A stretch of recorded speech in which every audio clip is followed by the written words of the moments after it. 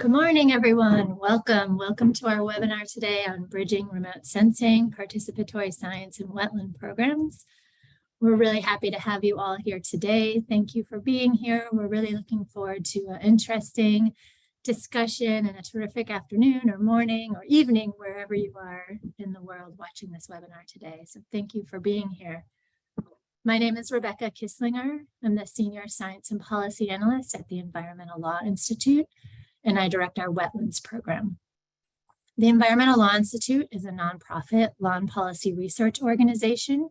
We're based in Washington, D.C. Our Wetlands Program provides timely information on wetland law, policy, science, and management through research, education, and convenings like this webinar today. This project was funded by EPA, the U.S. Environmental Protection Agency, through a Wetland Program Development Grant, and we thank them for their support of this program. It was also developed with the input from a terrific advisory group of experts in participatory science, wetland program, and remote sensing, and we thank our advisory committee for their help. Our ELI team includes me, Jordan Perry, who you've probably already heard from. She's our research associate on the project. George Wyeth, who's a visiting scholar at ELI and a participatory science expert. And also on our team is Elisa Torres Soto. She's our participatory science lead and a staff attorney. And I'm going to turn it over to Elisa for a few words of welcome. Elisa. Thank you so much, Becky. As Rebecca said, I'm Elisa Torres Soto. I'm a staff attorney and the participatory science lead at ELI. And the focus of ELI's work in the participatory science area is on the interface between communities, participatory science, and the use of participatory science to influence government actions or support agency programs. ELI strives to empower community-led efforts in participatory science to ensure inclusive and accessible data on environmental issues and equitable responses to local environmental concerns. And I would also like to share that we're currently accepting nominations for the 2023 National Wetlands Awards. And since 1989, ELI National Wetlands Awards have celebrated individuals that stand out for their amazing work in wetland protection, restoration, and education. And there are 6 award categories, as you can see on the slide. And the nomination period closes this Friday, January 13th. And we encourage you to nominate a wetlands hero today.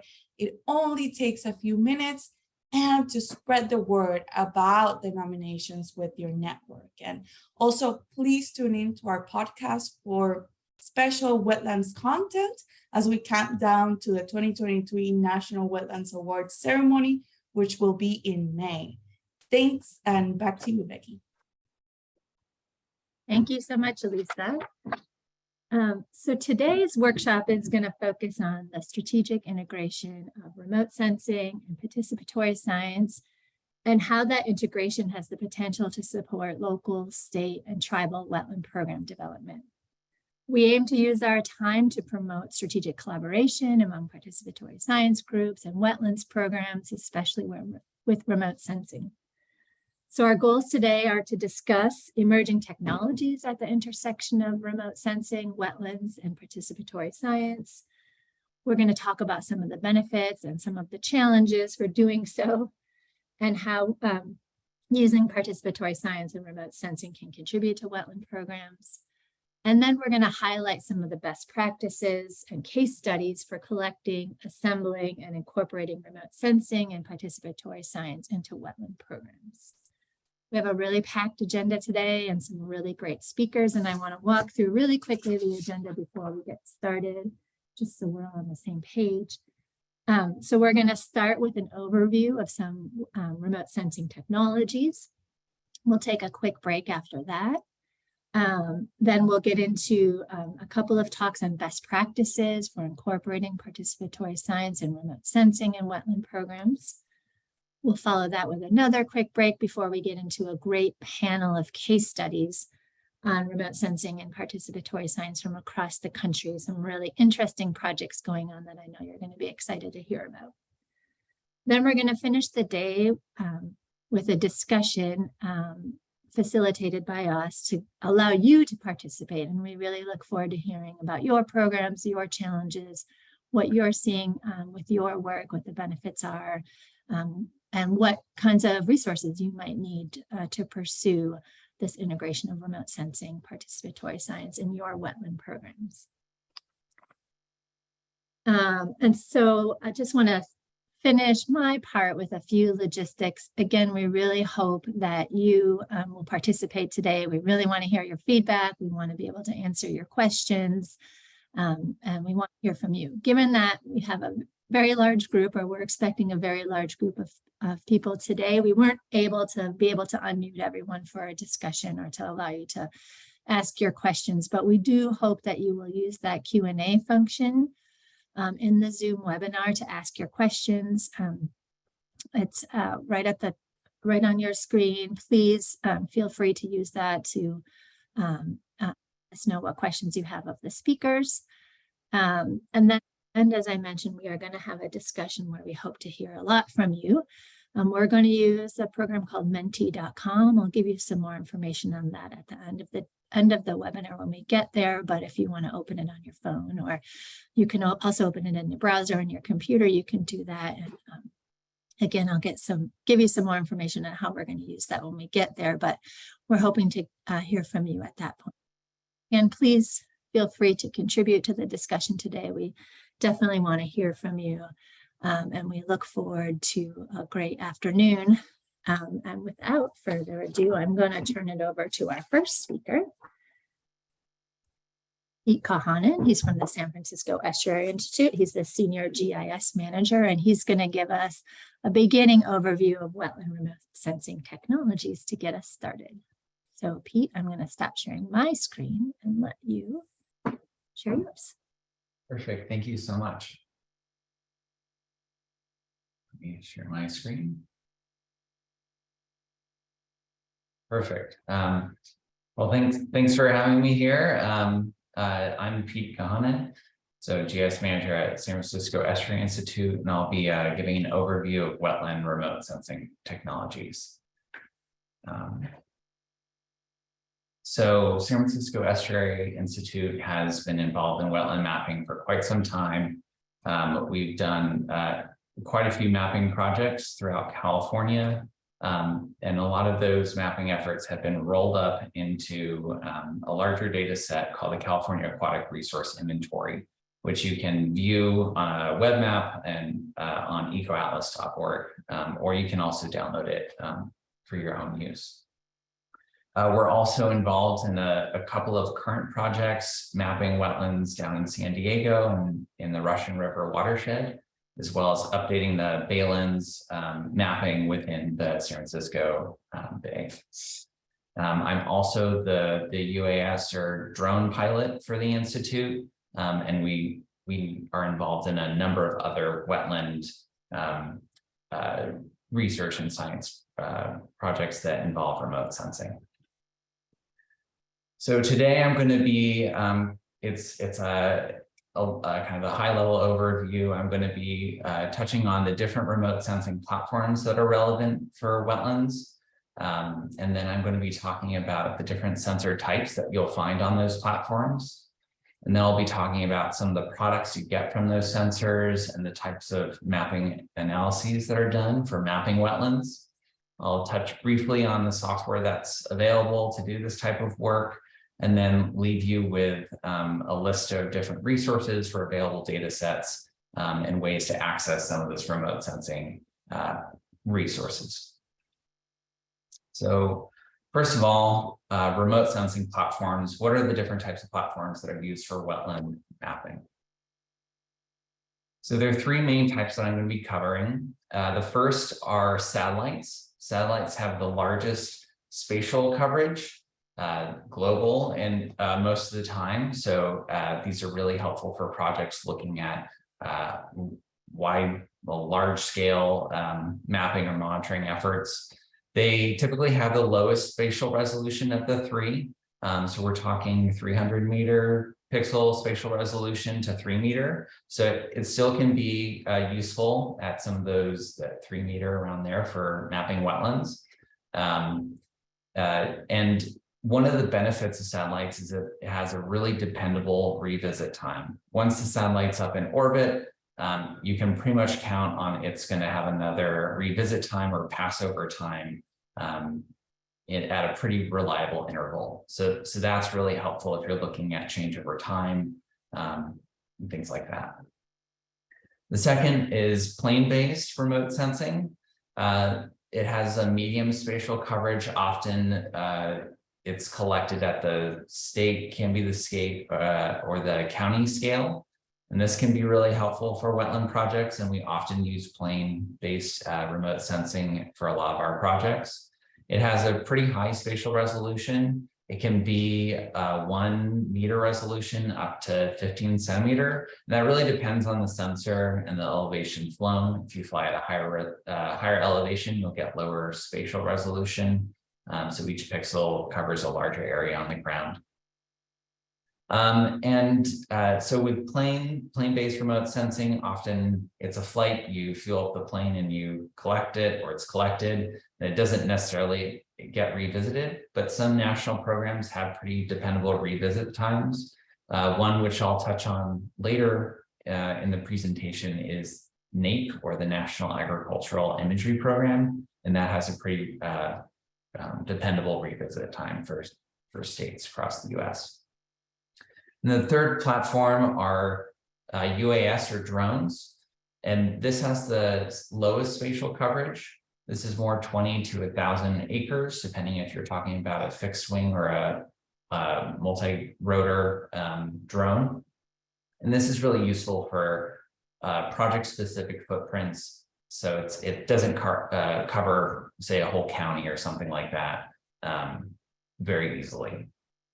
But they do have the highest spatial resolution, typically, depending on the sensor again, of the three. And we're talking about 5 centimeters to almost half centimeter. And you have a lot more control over the timing of the collection. You can fly exactly where you're interested in, and you can revisit a place as well. I'm going to spend a little bit more time on drones because I'm getting the sense that a lot of people are interested in them. I use UAS and drones interchangeably. UAS is unoccupied or uncrewed aerial systems, but it's the same thing as what most people are referring to as drones. Often there's a tendency to be interested in using drones because they're still kind of new and exciting, and you get really cool imagery. I have some examples on the right and a couple of these slides that I've taken. But I also want to point out there are some considerations that are really great to take into account for whether or not they're the most suitable for your needs. I think you're considering what your study area size is and over what area you want to be monitoring is really important to consider, because it does have a reduced study area. Also, it's really important to ensure that the data you're capturing is sufficient to address your research questions. And that's important to consider instead of just saying, oh, we'll fly a drone and get everything we need. That's not necessarily the case. And make sure you have the right sensor. There's also some constraints around flying drones in terms of flight restrictions. There's controlled airspace, access to locations to be able to take off and fly. There's liability issues. You also need to, I'm licensed through the FAA, and being licensed to be able to fly them is really important. If any of the work you're doing is being funded, you need a commercial license. So there are some constraints to take into account. And there are also a lot of alternatives that may be more suitable. Satellite imagery is often freely available and covers your area. There's also plane-based imagery that is widely available. Stationary cameras might do the job just as well, and then you don't have to keep going out to redo flights. and boots on the ground may address your needs as well. That said, I did want to cover kind of what are some of the products that you can get from just using a true color camera on a drone. You can collect video, which can be really useful for communication materials. Imagery, you've been seeing lots of examples of that. But you can also use photogrammetry from the imagery that you can produce 3D models, kind of triangulate the surface below the drone since it knows where it is when it takes each photo, to create those digital elevation models, or DEMs, as well as point clouds and 3D models of your area of interest. And so this can be really useful for before and after flights. If there's a restoration project, you can capture what's happening before and what's happening after. There's a bit of an example of that in the image at the bottom of the screen. You can also do virtual cross sections. So you can take that 3D model and draw a line across it and get a virtual cross section. You can also use it for counts for, say, birds or different nests or something. You can take a photo and suddenly those birds aren't moving in your photo, and they're a lot easier to count. And we've had a lot of success pairing that with machine learning, although you can't do it manually to detect it. And it's also useful for communication materials for 360-degree panos or virtual fly-throughs or maps, etc. Okay, so what types of sensors are useful on these platforms for wetland mapping? There are two main types of sensors or classes of sensors. There are passive sensors, which detect natural energy, and often we're referring to reflected sunlight for these. Examples of this are optical imagery. There's true color imagery, which just has the red, green, blue bands.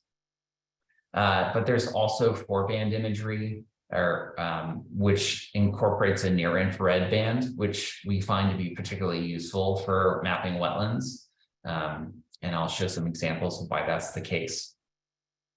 There are also active sensors, and active sensors emit their own radiation and observe the reflection or backscatter from them. And so a benefit of that is it doesn't have to be daytime, and you don't have to have a clear day for a lot of those active sensors, because in imagery, if it's cloudy and you can't see the ground, your sensor is not going to be able to see the ground either.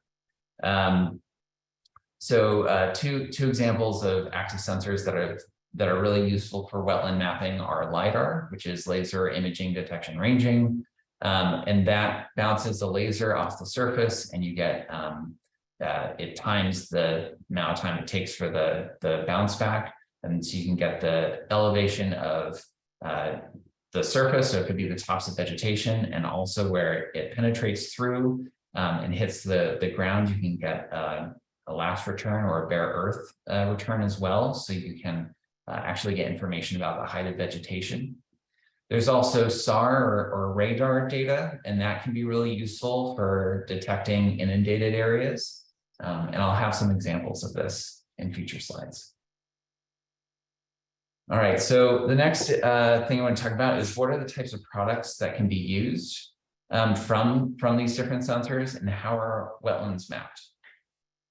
It's a bit of a big topic. So imagery, I talked about true color imagery. This is same colors that you would see from your own eye. The red, green, blue correspond to the 3 different types of cones you have in your retina. So we're really good at being able to interpret the landscape with those bands, just humans are.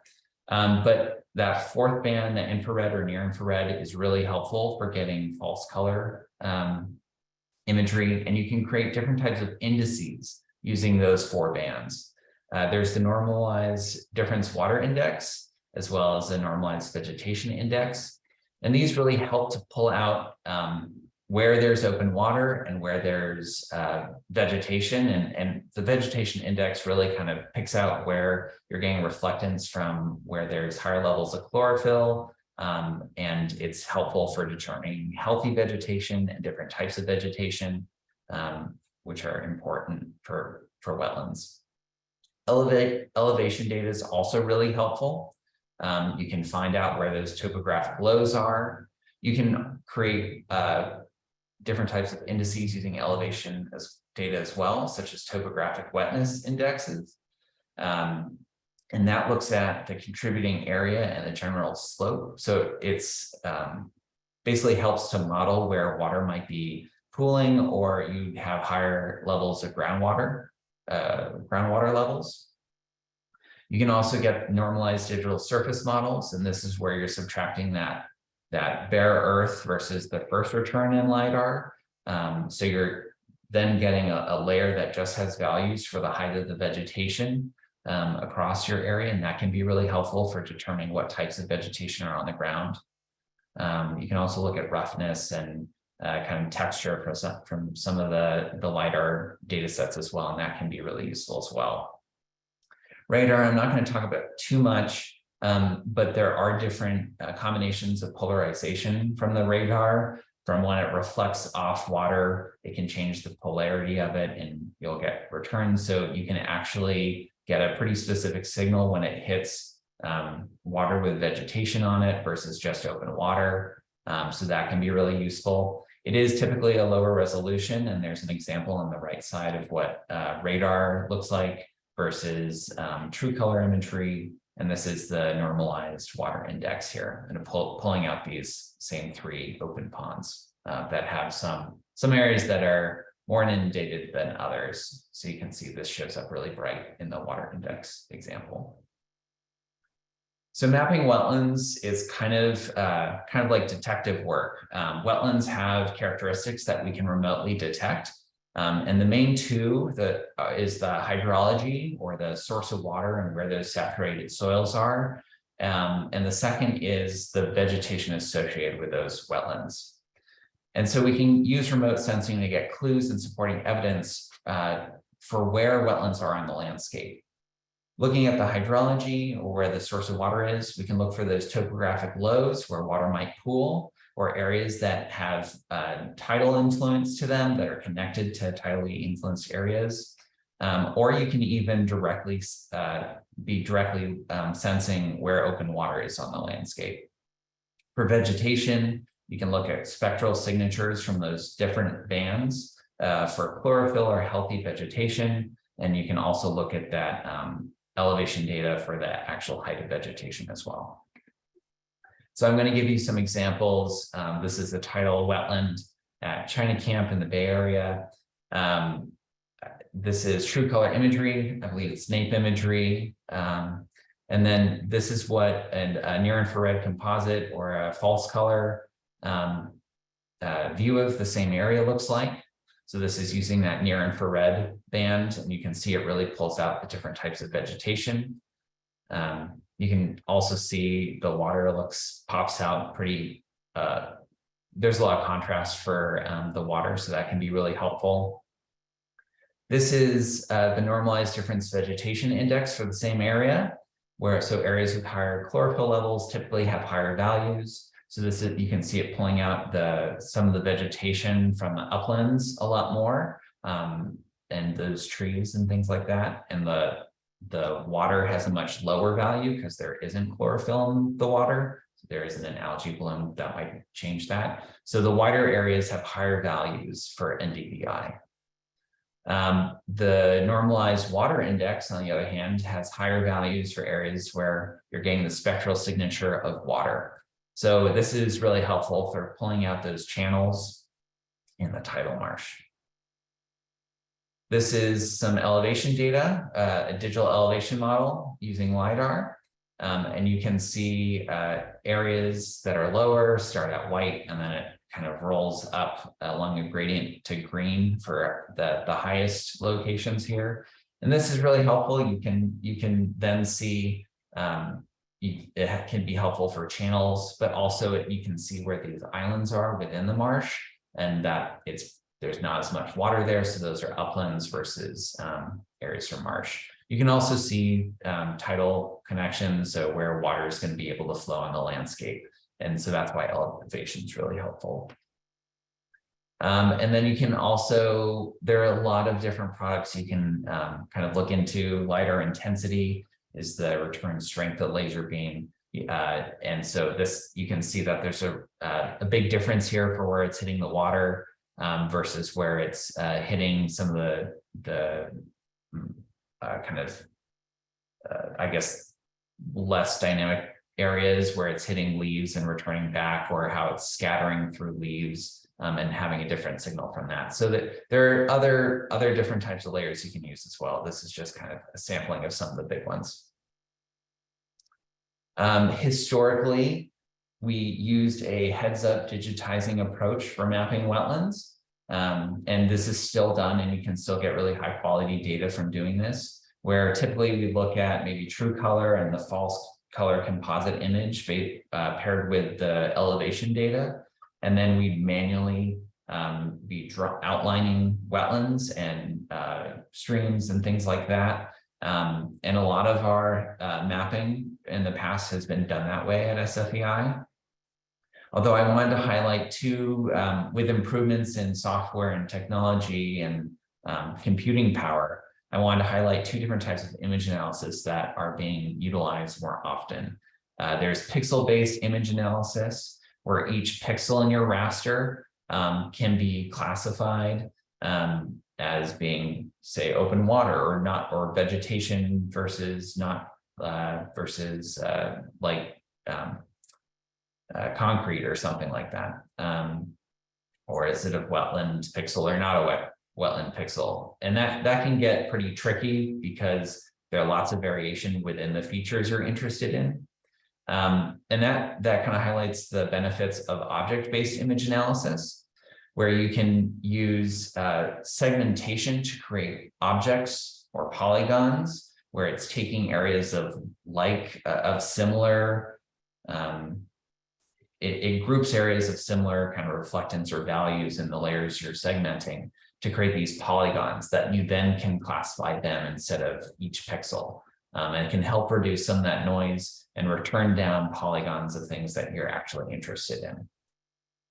And then for both of these types, you then can classify it, and you can use machine learning to do that classification, or you can use rules that are directly related to those different layers that you're using.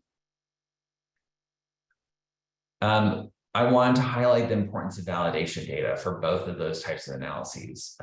And I think object-based image analysis is really exciting and holds a lot of promise, and is how a lot of this wetland mapping is now being done. But validation data is really useful for both training classification models and for accuracy assessments of your final mapping products. You can collect your validation by being in the field, or even using remote sensing data of higher resolutions and having an expert classify those points for your training or accuracy assessment. The classification you use should be the same for your validation data as that you use for your mapping products, so you're comparing apples to apples. And then I think this is a great opportunity for wider scale participatory science. You can get people who know these areas really well, providing information to mappers so that they can tell you whether or not you're mapping correctly, or you can adjust your classification to be more accurate. So quickly, what types of software are used for mapping wetlands? Real quick, this image on the right is a great example of image-based or object-based image classification or analysis, where it's created objects and then classifying as roofs or parking lots or trees or grass, things like that. All right, so different types of software. They're proprietary software. The big one is Esri. ArcGIS Pro is great software. We use it a lot. There's also Trimble's eCognition, which we're using for a lot of our wetland mapping now, and that can be really useful for segmentation and object-based image analysis and creating rule sets, things like that. There's also a number of open source opportunities. QGIS is a great one and kind of analogous to ArcGIS. There's also open source Python libraries and R libraries that can be used if you're comfortable with more of that coding approach. Then I also wanted to highlight Google Earth Engine, which is a great resource. You can take people's code and then apply it to your own study areas. It also has a lot of the data already loaded on their servers, so you can directly reference them instead of downloading them and creating your own stack of remote sensing data. Available data sets. So what data is available and relevant for wetland mapping? NWI, the National Wetland Inventory, is a great data set from the U.S. Fish and Wildlife Service. That's nationwide. There's also the National Hydrography data set from USGS. That is streams and large open water bodies across the U.S. And then I wanted to highlight CARD from SFEI of aquatic resources, wetlands, and streams across California. For imagery, I think NAIP's really great. It's airborne. It's 1 meter to 60 centimeters in 4 bands. We use it a lot. Sentinel also has great imagery. It's a little lower resolution, but great revisit times. And Landsat's really wonderful too. It's got over a 20-year historical record. I think it goes back further than that. So if you're looking at change over time and kind of larger picture questions, that can be really useful. There's various LiDAR collections as well, and you can access that through the USGS National Map or NOAA's Digital Coast. And if you're interested in radar data, Sentinel, that platform has it, that satellite, and you can access that through NASA or the European Space Agency's Copernicus Hub. I wanted to kind of summarize some of those sources that you could access this data from.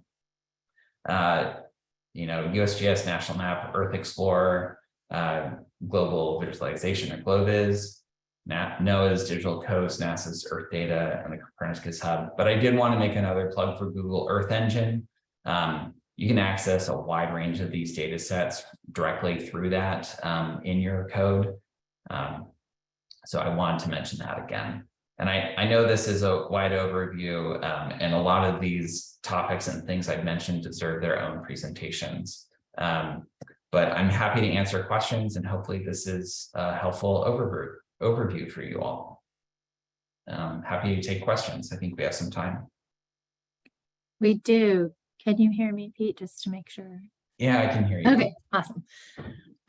Thank you so much for that. That was a super helpful overview, and it's really cool to know what's possible and what kind of data are out there. And I have so many questions, but we also have questions coming in from the audience that I'm gonna take first. So I'm gonna start with a few. Somebody in the chat mentioned that perhaps when way back in the beginning when we talked about satellites and the different kinds of remote sensing possibilities, that somebody, Scott Eustace, is going to talk a little bit later in the workshop, mentioned that perhaps balloons and kites are more lightly regulated than drones. Have you ever had experience with those?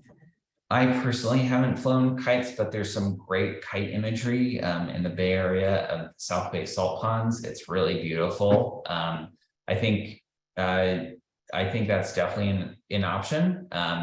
There's some I think it's great to talk to someone who has a little bit more experience of suspending a camera. I think they use like a DSLR that they put on a big kite. I think there's, cool. Yeah, it's definitely possible, and it's less heavily regulated. But I think there's some risk involved for your camera and also technical know-how as well. But I think that's a great option. Sure. Cool. Before I take any more questions, there was another question in the question and answer about the slides being available, and we will post the slides to our event page where we had the information for this workshop. Jordan is going to put that URL in the chat, I think. And there it is. So we will post all of these slides there. So all the great resources that Pete included in his presentation will be available to you there. So those will be up very soon. Okay, lots of things coming in, but I want to so one of the things I think for this audience in particular, and you mentioned some places where participatory science would be especially useful, including like validation, but if a group like a watershed group wanted to collect or use some of the resources that you mentioned, the steps that you would take to, they might take to analyze some of the information that they're getting in? What's the technical capacity, I guess, is maybe what I'm getting at for doing the analysis of the image. Well, I think it does take some technical familiarity with remote sensing GIS data and analysis to do some of this work. So I think it depends if you have someone with those skills. There are a lot of academic, researchers who are working on this and looking for projects, so maybe that's a good way to do it. But if you have some of that expertise in house, there are those open source software options, like QGIS is a great place to start, and it's totally free. And there's a great user community if you have questions around that can help answer questions. It takes a little bit of time to get familiar, with the software, but a lot of the resources are free to use if you have the time to learn how to use them. So I guess it's a little hard to answer that question because I'm not sure what types of technical capacity the groups have, but the data is free to use. That's great. Okay, we have some kind of specific questions that maybe I can, well, I'll give you a few and then maybe I can group some. So this was a question specifically about places with dense forest cover. There was a participant who works primarily in areas of coniferous forest with highly seasonable surface water and small wetlands. Are there tools that could be used for working in those areas? Well, LiDAR is really helpful in vegetated areas because you get some of that penetration through the canopy, and so you can get an idea of what the elevation is of the ground, so you can look for those topographic lows and then just filter out all the first return and the tree structure, and then model where water might be pooling there. I think you can even see in the landscape through vegetation where water sources might be, because often you get more vegetation growing around that. So NDVI can be helpful for that, but it is a little bit trickier if you can't see the ground for photography or optical imagery. But LiDAR might be helpful. You might get some useful outputs from radar, depending on how large your wetlands are. So I think if you're trying to get through vegetation, LiDAR is probably your best bet, but that's not imagery. It's a different type of imagery than optical imagery. Sure. Okay. There are a few questions on costs. Do you have could you give us a sense on the kind of ballpark cost of the different kinds of imagery and what that looks like? So I try, or at least relatively relative to each other. I tried to highlight a lot of resources that are totally free to use. So if you go to any of these links, it's free. You're free to download the LiDAR data from NOAA Digital Coast or from the national map, and all the imagery you can grab there is free. Landsat and NAPE imagery is free to use, and we use NAPE imagery all the time for our projects. We're an environmental nonprofit. We don't have huge budgets for things. We often aren't collecting our own imagery for projects. There are also opportunities to have cost sharing even between counties when they're doing collections. And then once they do it, that's publicly funded as well. So that's also open and often free to download.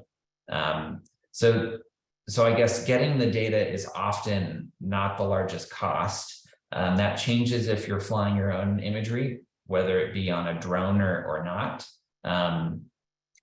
We use, right now we're still using Mavic 2 Pro for our drone imagery, and I think that's $1,000 drone, but there's also time getting permissions and setting up, coordinating with the Fish and Wildlife Service or whatever agency that that regulates or manages the wetlands that we're flying over. So there's more cost with operations and doing the work than with the actual imagery so much.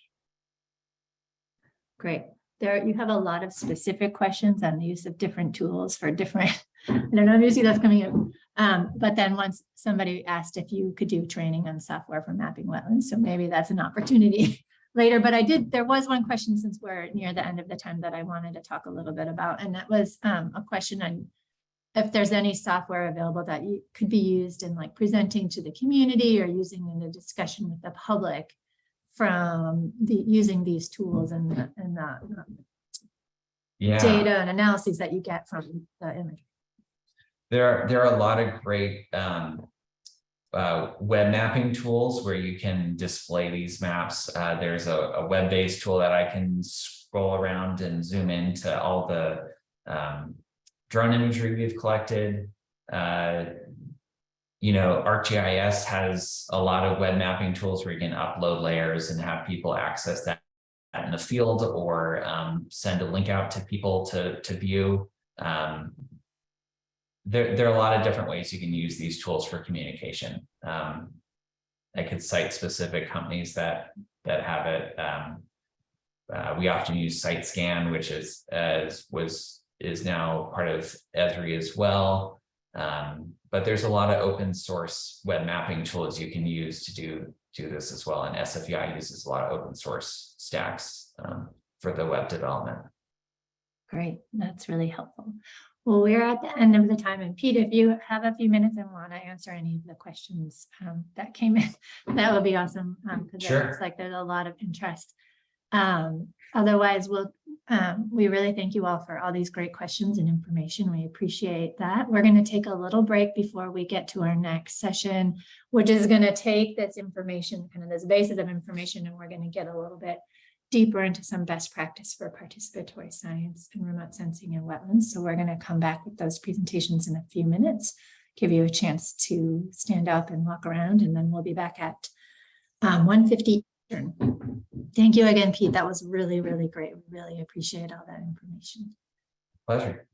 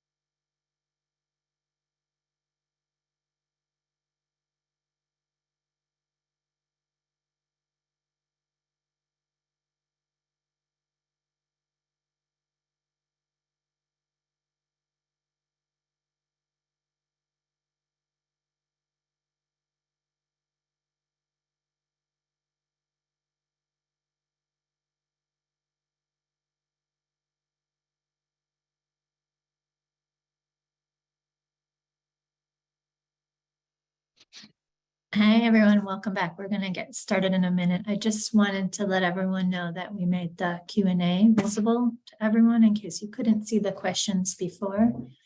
We also allowed you to be able to comment on questions if you see something in the questions that you can comment on, and upvote if you want something heard. I do ask if you have a question specifically for the presenters, if you put it in the Q&A rather than the chat, that would be helpful. That way I can keep better track of the questions that you would like me to pose for the presenters, and we can use the Q&A for resources or other comments that you might have. But if you could put the questions in the Q&A, that would be really helpful to me. So thank you for that. And we're going to go ahead and now get started with our next set of presentations. We're going to focus on best practices for incorporating participatory science data into wetland programs. We have two presentations. The first will be from Barb Horn, a founder of Colorado River Watch and a former water resource specialist for Colorado Parks and Wildlife. She's going to talk about incorporating participatory science into state and tribal wetland programs. And then we have Brent Walls, the Upper Potomac River Keeper. He's going to talk more specifically about the work they've been doing creating standards of procedures for drone data and resource work. So I'm going to turn it over to Barb for her presentation. Let's see.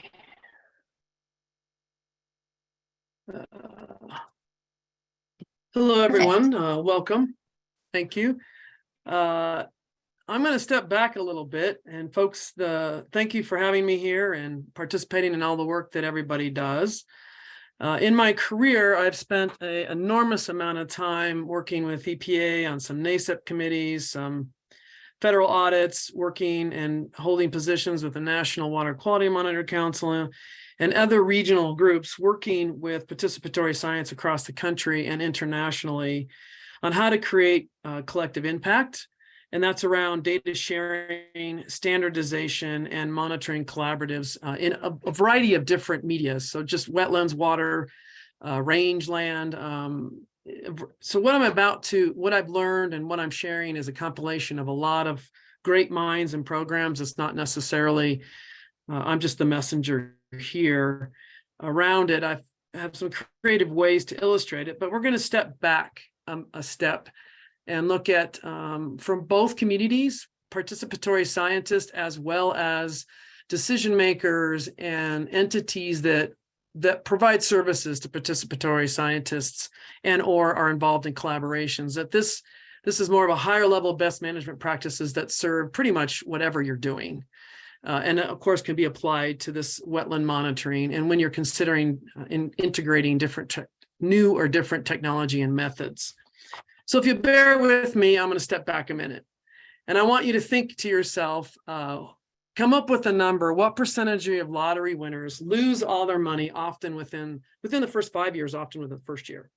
Come up with a statistic. And I'll tell you the answer in a minute. And really, this is the more important question is, why do they lose that money? And the answer is on average, 70% or 2/3 of all lottery winners lose their money usually within the first year. And the question is why? And research and evidence has shown the reason why is that you bring your money story to a lottery winning. So your money story is what systems you have in place, what beliefs you have in place, what workflows you have in place, what plans you have in place to deal with money, so that when you are thrown more money, if you have a dysfunctional or ineffective money system, if you will, personal, more money is just going to go through that system and you'll lose it. And so a lot of individuals don't really have effective designs or plans or behaviors and systems in place to manage that money. So they lose it. And that's what it has to do with the best management practices. I'm about to present you the top 3. Very often in participatory science, and even decision makers are guilty of this, because technology is so fun. Pete just showed us a whole bunch of awesome shiny bells and whistles and technology that can be very effective. But sometimes the technology itself can become the end, or the data that we're generating becomes the end. And what we're advocating as a best management practice is that neither one of those should ever be the end, but always a means to an end. And I would even argue that using that data is not even the end, but the impact, the result, or the outcome of that use. So better wetland protection, for example, is really the true outcome. Everything I'm presenting you here today is pretty much common knowledge, but as we are mature professionals, we know that common knowledge does not always equal common practice. So we have to go back to the basics sometimes. So in all this research and efforts I've been involved in, if you focus on the right, these are the top 3 barriers that I think are relevant, that I'm going to propose top 3 BMPs to address them. This field in general of participatory science that monitors anything in the water environment, we have a lack of a common way to communicate what we're doing and a common lexicon about what we're doing and what we're not doing. And that interferes with trust and building effective collaborations. We don't have a common lexicon like the medical field has or the legal field. And that often leads then to incomplete or inadequate study designs, which then leads to ineffective implementation and workflows that technically we're just not getting the job done as well as we could. And then third is a kind of a people component that we often can forget when we're playing with fun technology. And that is mismatched capacity engagement between service providers and decision makers that want participatory scientists to be involved in collecting data and protecting the resource. So to address those, I'm going to share 3 top BMPs that, again, would apply to anything that you're doing. And one is to align and communicate your monitoring purpose and data uses effectively. And these 2 are different for this purpose. I'll go into that a little further. What does a complete study design look like? What are the elements of it, a framework for it, based on your purpose and data use? And then a best management practice that deals kind of with the people component. There we go. So if you look at the right there, we often break down this conversation into 4 different buckets that a study design should have. And everything I'm about to share with you is on the next slide, so you don't have to write anything down and you'll have it as a reference. But the purpose in the why design bucket is where most of the information that is critical to your monitoring design should happen, and it's the most neglected bucket, if you will, because often study design is handed down to you, or if you're a particular decision maker or researcher or agency person, your study design is done for you. And you don't realize that for a lot of participatory groups, they have to think of all the workflows, not just a little piece that you might be interested in or that you're working on. So for decision makers and service providers, it's helpful to know that a particular participatory program has to deal with all of these buckets to be effective. So in that purpose design best management practices, the vision you might have for the resource, for your program, your values that you bring to the program, the scale and the scope. You know, you might be doing water quality and then you're adding wetlands, or you might be doing wetlands and you want to add biology. What's the scale and scope, vertical and horizontal? And then most importantly, what is your monitoring purpose along with your questions, and how do you intend that data to be used? Identifying that and identifying your targeted decision makers and identifying their information needs. And furthermore, how will that data then be used? What is the impact, the results, and the outcomes you want for that data to be used? This is also the bucket where we encourage you to have a volunteer monitoring plan. How will you engage? You could call that your participatory science plan. For participatory science groups, that could be your plan on how you're going to integrate and engage and collaborate with decision makers and service providers. Everything that happens and that's identified in the bucket 1 should drive the rest of the buckets, because that you're defining the data that you want, why you need it, and the data quality that you need. So the technical bucket is simply what you monitor for, where you monitor, how you do it, your quality assurance, and how you're going to manage all of that data that comes in. And that can be laboratory data, chemical data, biological data, traditional traditional knowledge data, epidemiology data. That could be observation data like you're generating from drones and this particular topic. And how do you manage all that raw data and have it ready for analysis? Because that's the third bucket, is your information design is how do you analyze this data? How do you interpret it? How do you make conclusions? How do you make recommendations if that's what you're doing?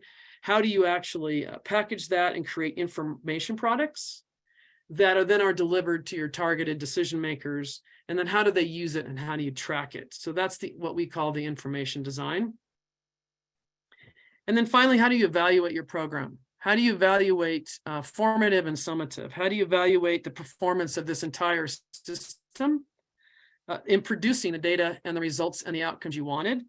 But also, how do you know when your monitoring questions are answered? How do you capture success stories and curate them and tell them? How do you adopt, adapt, and evolve the whole monitoring program as a whole? Evaluation design is also a best management practice that both agencies, researchers, participatory scientists, everybody suffers from really doing effective evaluation. So this slide lists some of those things I created. It's really having a design that's documented and available and communicated at the level of rigor and formality that's relevant to your program. It doesn't have to be complicated, and it can be complicated. It just depends on your program, but really having it documented and communicated so people know what you're doing and what you're not doing. The study design plan also serves as the basis when new technology like drones come into play, or new layers of GIS or technology you can use, is what you are bouncing all your questions and your capacity against, evaluating it against. So a lot of participatory science programs are missing some of these elements, or they're not connected, or they're not aligned.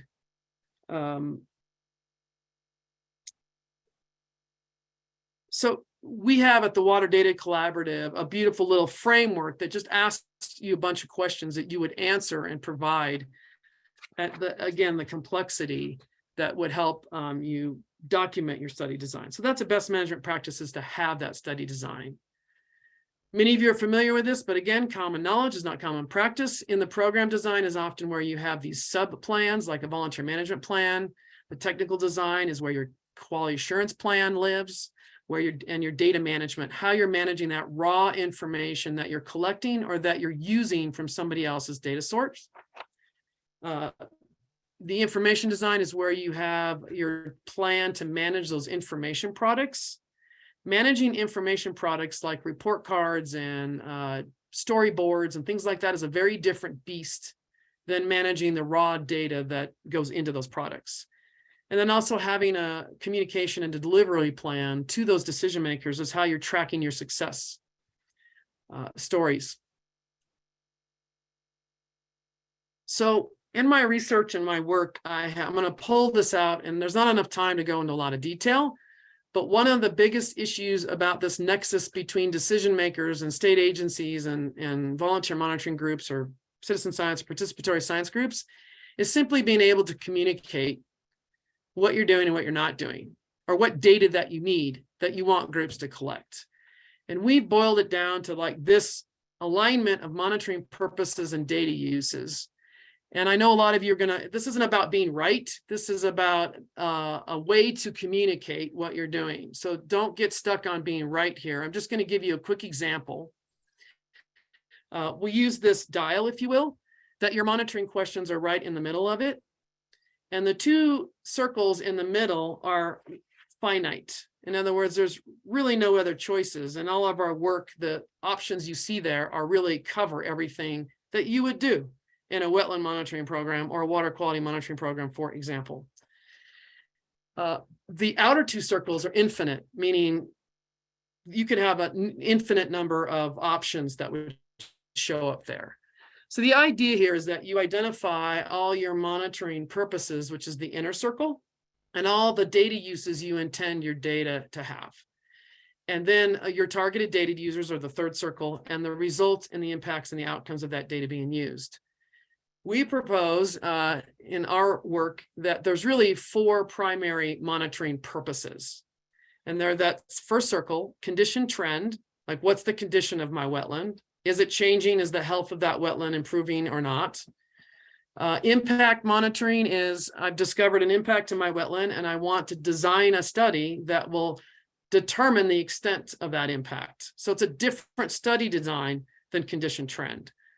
Effectiveness monitoring is, now I know what the impact is, and we're going to create a change of best management practice on the land. We're going to create a policy. We're going to do something, and we want to know the effectiveness of that action. That's a different study design.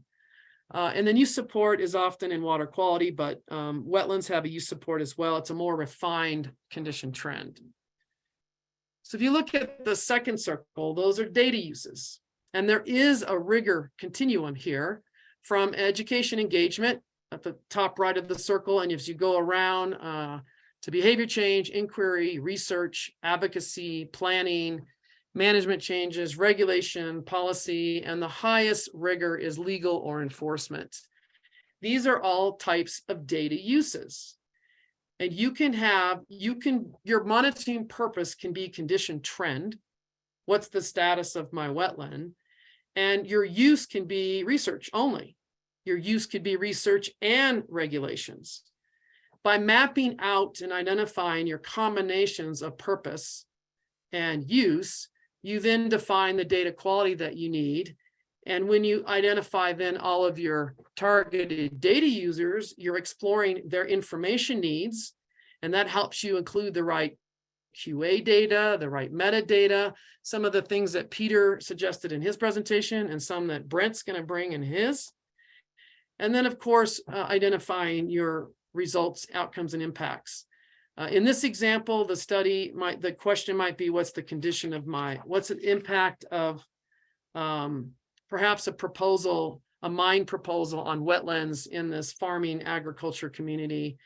It's for research. We're just researching here, and the intended users are farmers and their practices in order to protect the wetlands in that basin.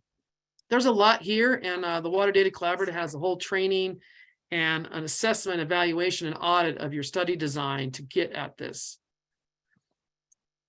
Again, there's not enough time to go into this, but the idea here is if we all could communicate our purpose and our data uses in our plans, it'd be easier to understand what we're doing and we're not doing, and to communicate what data we need and the quality of that data, and then also integrate into our programs what we need to change or adapt in order to adopt this new technology. And finally, the last best management practice is really the people part. We are all science nerds, I take it here, and we really love the technology and the data, but we often can neglect in our nerdiness the people side of collaborations and working together for collective impact. So there are conditions and criteria out there to look at. What's the level of engagement and capacity in the participatory science world, as well as the academic and the agency and what is the capacity of the partners who want to get together, and what is their ability to engage and work together. There's ways to assess that so that you are successfully doing it. How to leverage these relationships to generate data, develop networks, to support actions you want to take together, and encourage stewardship on the land. And underlying all of this is, usually I never hear it in our science nerdy conversations, but the values in our organizations and our efforts and the culture that is out there is a challenge. We need to rethink, reimagine, reinvent, and update these values to be more inclusive, to be more diverse, to be more just and equity in the data that we're collecting and how we're using that data. And the way you get at that is looking at your values and really paying attention to it and looking at what you center. As scientists, we often center the data and the technology, and that really leaves out entire solutions potentially. So these are all BMPs in their own deserve their own webinar, if you will. If there's any that you're interested in, I can tell you about more. I came up with 6, mulling over the research that we've done, just 6 basic questions that have a lot of depth to them that you might ask, whether you're an agency or a participatory science group. We don't need to go into detail here. You'll get the slides here. But really, it's asking yourself, if I'm going to take on this technology of drones or this satellite or looking at wetlands, what study design buckets are most involved? What do we need to make sure we're addressing? What's the impact if I'm going to gather this data to the technical design I have and now to my information products and to my capacity, my workflows? What support do I need to implement this? What are the hidden costs and the upfront costs and the cost to train and upgrade and maintain? A lot of service providers just dump the technology on participatory science groups, and they don't really help them integrate it at all. And so they can do a better job of helping them integrate more holistically, and so that it's sustainable, so that it can be used over and over again. You want to think about who's responsible for the training, the operation maintenance, all the different workflows that are there. And most importantly, to keep you connected to the larger why, if you adopt this technology, how does it move you closer to your desired results, outcomes, and impacts so that you can track that progress, stay focused, and be able to collect and curate success stories, something that the participatory science community doesn't do very well, often because we're underfunded and we're putting out fires all the time. So that's all I have. It's a lot of information, but it's really pretty basic. And you could just stop and think about your own program, whether you're a service provider or a group, how you might really holistically adopt this technology. The Water Data Collaborative has a network to share information on. We also have a service provider portal to have access to groups that are doing different kinds of work and provide your service. We also have assessments and audits for looking at your study design and or your capacity and engagement to collaborate if you want more information. And with that, I can answer any questions or we can just move on. Thank you so much, Barb. That was extraordinarily important information. And we're hearing in the comments too that people are really appreciative of the information. I'm going to move on to Brett, but I want to ask maybe just one, hopefully quick question about the resources from the Water Data Collective. I'm wondering if there's information in there or guidance on the process for a group to, go through the steps in the wheel. Is there like a set of steps that a group would take to get from we want to do a monitoring project through to what are our outcome, the outcome we want? There is. We have the framework which I can provide. We're working right now on putting online self-paced in a teaching platform tutorial, as well as we do have the capacity to provide one-on-one assistance and audits and assessments like that. So it's there are frameworks that you could self-pace. Again, just questions that you'd ask yourself that you could self-evaluate and then find the relative resources in your community, like that Pete's presented, that Brent's going to present, that's going to be on the rest of the webinar focused specifically. So it's a high level set of questions that you would go to your specific depending on your purpose and your data use resources. So yes, and then people can contact me. I can get them Great. Connected. So that was another question just came up in the chat. If there's a person or the website or someplace to go to find the resources or to get connected. That last slide. Okay. You can also Google waterdatacollaborative.org and put in an inquiry there and we can get you connected. It's one of, I didn't have time to list all the resources, but there's actually a library of resources for different things within the collaborative. Perfect. Thank you so much, Barb. Really appreciate all that great information. And we're going to turn it over to Brent. All right. Thank you, Rebecca. I'm just going to pop up my slides here.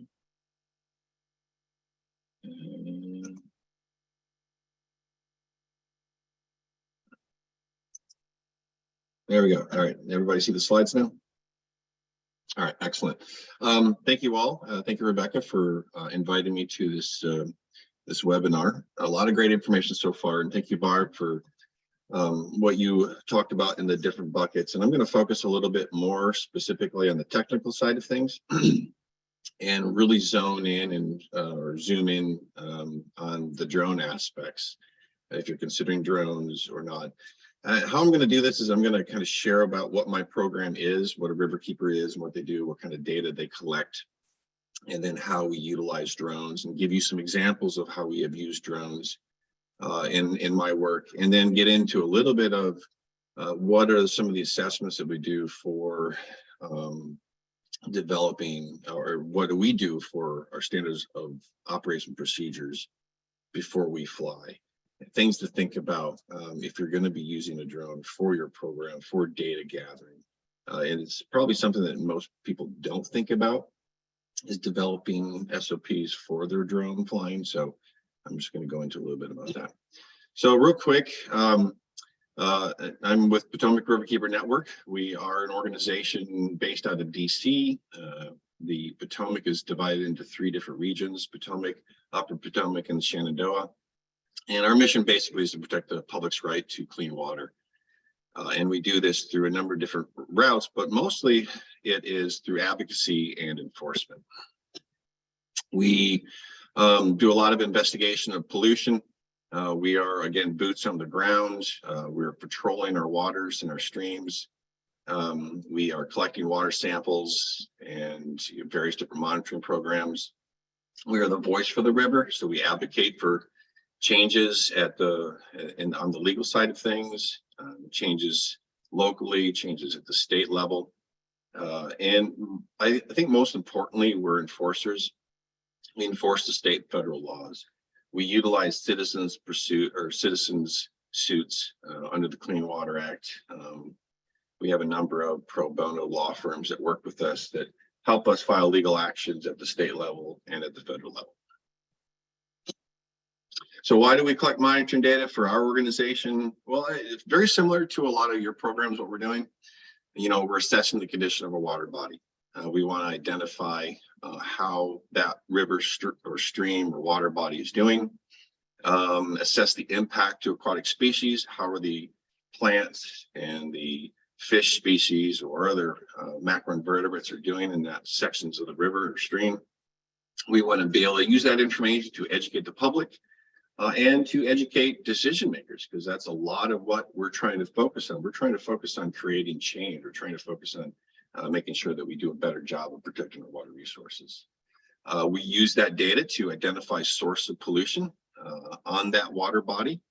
So we'll use that information. We'll track upstream to identify the source. We'll employ various different monitoring techniques, like using DNA to understand where bacteria is coming from, whether it's from a certain kind of animal or septic systems, humans, that kind of thing.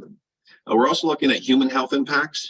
We want to understand these various different chemicals like PFAS. We're involved in doing a lot of monitoring, but you can't really do anything about PFAS right now because there's no water quality standards for it yet, but there are human health impacts.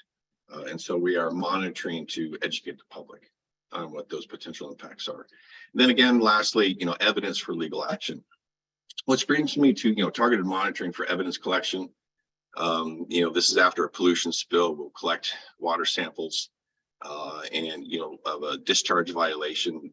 And, with that kind of process, collecting the water sample, analyzing that water sample, you have to have standards of operation. You have to have SOPs.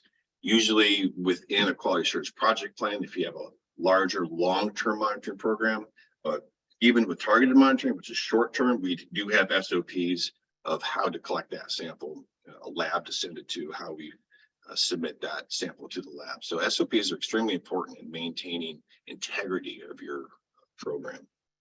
Again, with volunteer operating water quality lab, we have one in DC. It's actually a floating lab. It's on a boat called the Sea Dog. The Virginia DEQ is Tier 3 certified our lab. So the bacteria monitoring and the turbidity data that we get out of that lab is highly defensible in court and can be used at the state level. And that's because we have a quality assurance project plan and SOPs for that program. And so that brings us to numerical versus narrative data. So in the water quality world, in the enforcement world, you have two different kinds of data that we have to compare things to. That's numerical and narrative. Numerical is your concentration of a pollutant, which has various different water quality standards at various different levels, and we can identify and measure a violation. A narrative water monitoring data is a little bit different. It's those kinds of standards are very physically based. It's the things that you can see. So if the water has foam, if it has an oil sheen, if it's turbid, discolored, has some kind of a hue, even smell is actually a part of the narrative water quality standard. And these are observations. These are observations that you can collect through physical observations, photos, drone imagery, river patrols. Collect that information. You can use that information and actually establish violations of state and federal water quality laws. So that's where it brings us to drones. And drones has really helped us in identifying these narrative standard violations in a lot of different situations. And we've been flying in the air for quite some time. In the past, we've used airplanes, which are great. It does allow us to be able to get up there and see a large area. But one of the problems that we have found for our organization, our nonprofit, is that it's just extremely expensive. You have to plan the flight. You have to understand where the distance from the airport is to the target site. So there's going to be a fuel cost. There's going to be the pilot's time. There's going to be the condition that the plane is in. There's going to be weather, and whether or not the weather is going to be allowable for us to be able to fly at a certain elevation to take the photos. So there's a lot of variables that have to go into play when you're dealing with airplanes. And that's the same thing when you're doing an airplane and doing some kind of a wetlands research. You're going to have to really factor all of that information in and the cost. Maybe the pilot charges, maybe he's volunteering, but there is going to be a cost when it comes to fuel. and then, with the drones, we're able to get to the site really fast, efficiently, fly up there right after a rain event. And sometimes that's really key in capturing pollution in our situation. And we're also, with my drone and my program, I've been able to collect actual physical evidence. I've been able to suspend a water sampler below the drone and collect a water sample at the time of a pollution incident. So that's helped us understand violations as well. So I'm going to go in a couple of examples real quick. This is a basalt mining company up in Pennsylvania. Really nasty looking stuff to float into the stormwater pond. They make the basalt goes on your shingles that go on your houses. The picture on the left is downstream. It's green, it's murky. This is the runoff that was coming right after a rain event from that stormwater pond I showed you in the previous slide. And on the right is an image on the edge of one of the stormwater ponds. The rocky pathway is the permitted discharge point. But then you also see another small little stream that kind of floats off to the left in that image. And that is an illicit discharge. So that is a discharge that's coming out of the stormwater pond that is not permitted. And we were able to see this through our drone imagery in the fall time. And we were able to use this as a narrative violation. And that narrative violation really turned into a notice of intent, which is a Clean Water Act violation that we can sue under. And the result of that interaction with the company was they installing a 5-stage sand filtration system, $200,000 worth, and it's never been done before at a quarry operation like this. So it also gives us a great advantage of before and after. This is a before and after shot of an agricultural property, one with all the vegetation denuded and impacting and polluting the stream, and the other with the fenced in stream barriers. There's a coal discharge or coal storage facility. You can see on the right of the image is the North Branch Potomac. And right after rain event, I sat there for 3 hours waiting for the rain to finish. Right after the rain event, I was able to capture the immediate stormwater discharge coming off of the site. You can see the black and gray on the banks there of the river. We were able to submit a notice of intent violation And the company got back to us and said, yep, okay, you caught us. We haven't collected any samples in the past 80 years we've had the site. So they closed it down permanently, removed all the coal, and reclaimed the site. That was a huge win for us. Again, we've used drones for PowerPoint assessments and looking at pollution. That's one in Morgantown, just south of DC. We use the drone also for support. One of the drones that we have has a speaker on it, so I'm able to speak to the field folks to let them know where a certain spot is further up 500 feet to the left, to the right, to help them collect samples and identify source pollution. And here's a couple of images of where we're able to track where that pollution is coming from. This is actually a coal ash that is discharging groundwater into the small stream, into the wetland, and into the Potomac River. So that's pretty much how we have used drones in our organization. And we've been using drones for I've been flying for about 6 years now, but we formally started our program in the fall of 2019. And that was based off of some legal advice that we got from a pro bono law firm, Sidley Austin. And they basically said, well, look, if you're going to be using your image data as a narrative violation and submit notice of intents under the Clean Water Act, you probably should have an actual program, and that program should have standards of SOPs. You should also have a commercial license, and so I do. I have a commercial license to fly my drone under the FAA. That gives us this assurance of being trained and tested and safe. That's the whole point, is really being able to fly this tool safely while you're collecting this data and this imagery. And also to think about it, and I think Pete mentioned this as well, having a license, or at least someone who is licensed that collects the images, that helps your organization or company to collect the images. You have to have that license for any kind of professional video or use for publishing. Sometimes grants require you to have that safety, that safety measure in place for having a license. And for us, evidence collection, obviously very, very important. We fly a DJI Mavic 2 Zoom, a Mavic 2 Enterprise Dual, which has thermal and RGB color imaging. And then I think we have a couple of other drones too. We're looking at doing some multispectral imaging drones as well. So our surveillance, our drone surveillance program SOPs, they're really designed to ensure safe flight. That is the goal. We want to identify in the SOPs, we have a number of different assessments that we do. We identify no fly conditions. So there are times that we will not fly whatsoever, high winds, certain gusts over 40 miles an hour. These drones are pretty awesome. They can take a whole lot, especially the multi-rotor drones. Fixed wing drones are a little bit more susceptible to high winds, but they can fly at higher elevations to get out of some of the wind. It takes a whole lot more intuitiveness when it comes to fixed wings than multi-rotor drones, actually. And then, there's certain procedures that the FAA requires of all licensed operators, but we go a little bit further beyond the FAA rules and regulations. So we have in our SOPs, we have some of our own regulations, meaning that we won't fly below 100 feet.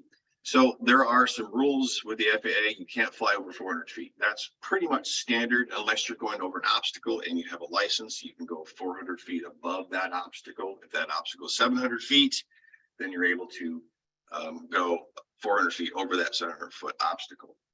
But that's in a very, very rare circumstance. When we're doing site surveys of wetlands, we want an even plane of elevation that we're flying as we do that pattern to collect that information. We even do site surveys for our organization and assessing elevations and figuring out potential sources of pollution, where it's going to go. We also have these SOPs to help train staff and volunteers on a regular basis. This is an ongoing program. One of the things that we really pride ourselves on the SOPs is minimizing the intrusion of residential property. So you really need to think about this. Obviously, if you're going to be doing wetlands, it's going to be in the middle of nowhere, but there are some wetlands in urbanized areas.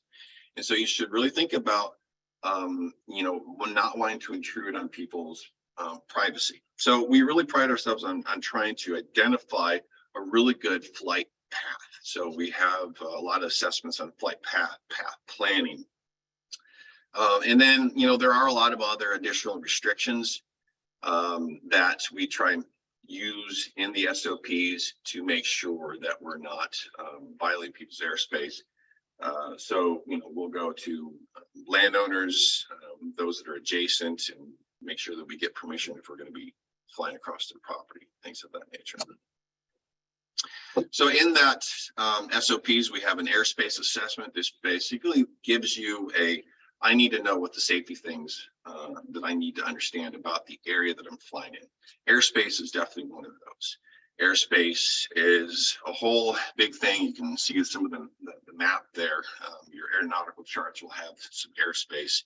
Airspace will have restrictions. So there are some airspaces that are restricted, especially if you're close to airports. So sometimes if you have a wetland that's close to an airport, there might be some restrictions as you get close to the airport, but there might be some wiggle room for you to fly the drone to do your survey of the wetland, even if it's close to an airport and based on the elevation that you would fly. So you really have to understand that airspace before you endeavor into flying a drone. So next assessment is the flight path assessment. So you really want to understand where you're going to launch from, where you're going to fly to get to the target area, and then do your site survey. Now for us, since our target area might be very, very small, since we're looking at pollution,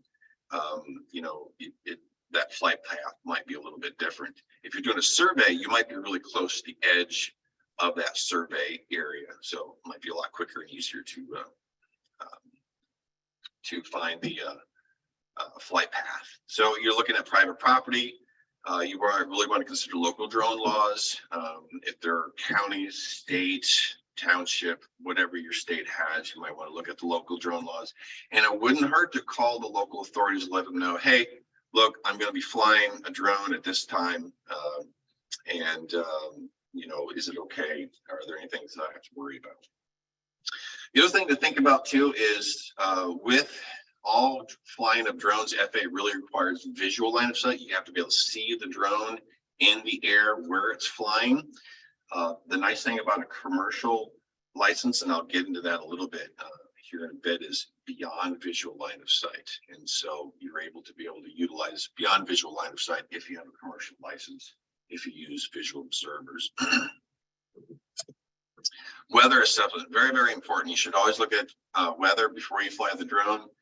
Hazardous weather, high winds, gusts, precipitation. Now, yes, you'd think, oh, Jesus, it's going to rain. I should not fly the drone whatsoever. There are some precipitations that you can. I have flown in light snow for one, and for light mist for another. But you really want to consider precipitation or potential precipitation for that day. Elevation, you need to think about elevation. Then fog, cold air, air density. So there's a lot of factors that involve flight time of the drone and based on elevation, cold air density, that kind of thing, and high winds. You also might want to think about conditions that you do need. Maybe you are collecting, since this is wetlands class or webinar, there's going to be a lot of water, and having bright sunny days when you fly the drone may not necessarily give you a whole lot of great data. There's a lot of reflectance from water, and sometimes having a cloudy covered day is a better time frame. Always before you fly, do some planning. This is in the SOPs, a checklist just before you get out into the field. After you've done all your assessments, make sure your equipment is in good working order. Make sure that the software is all updated.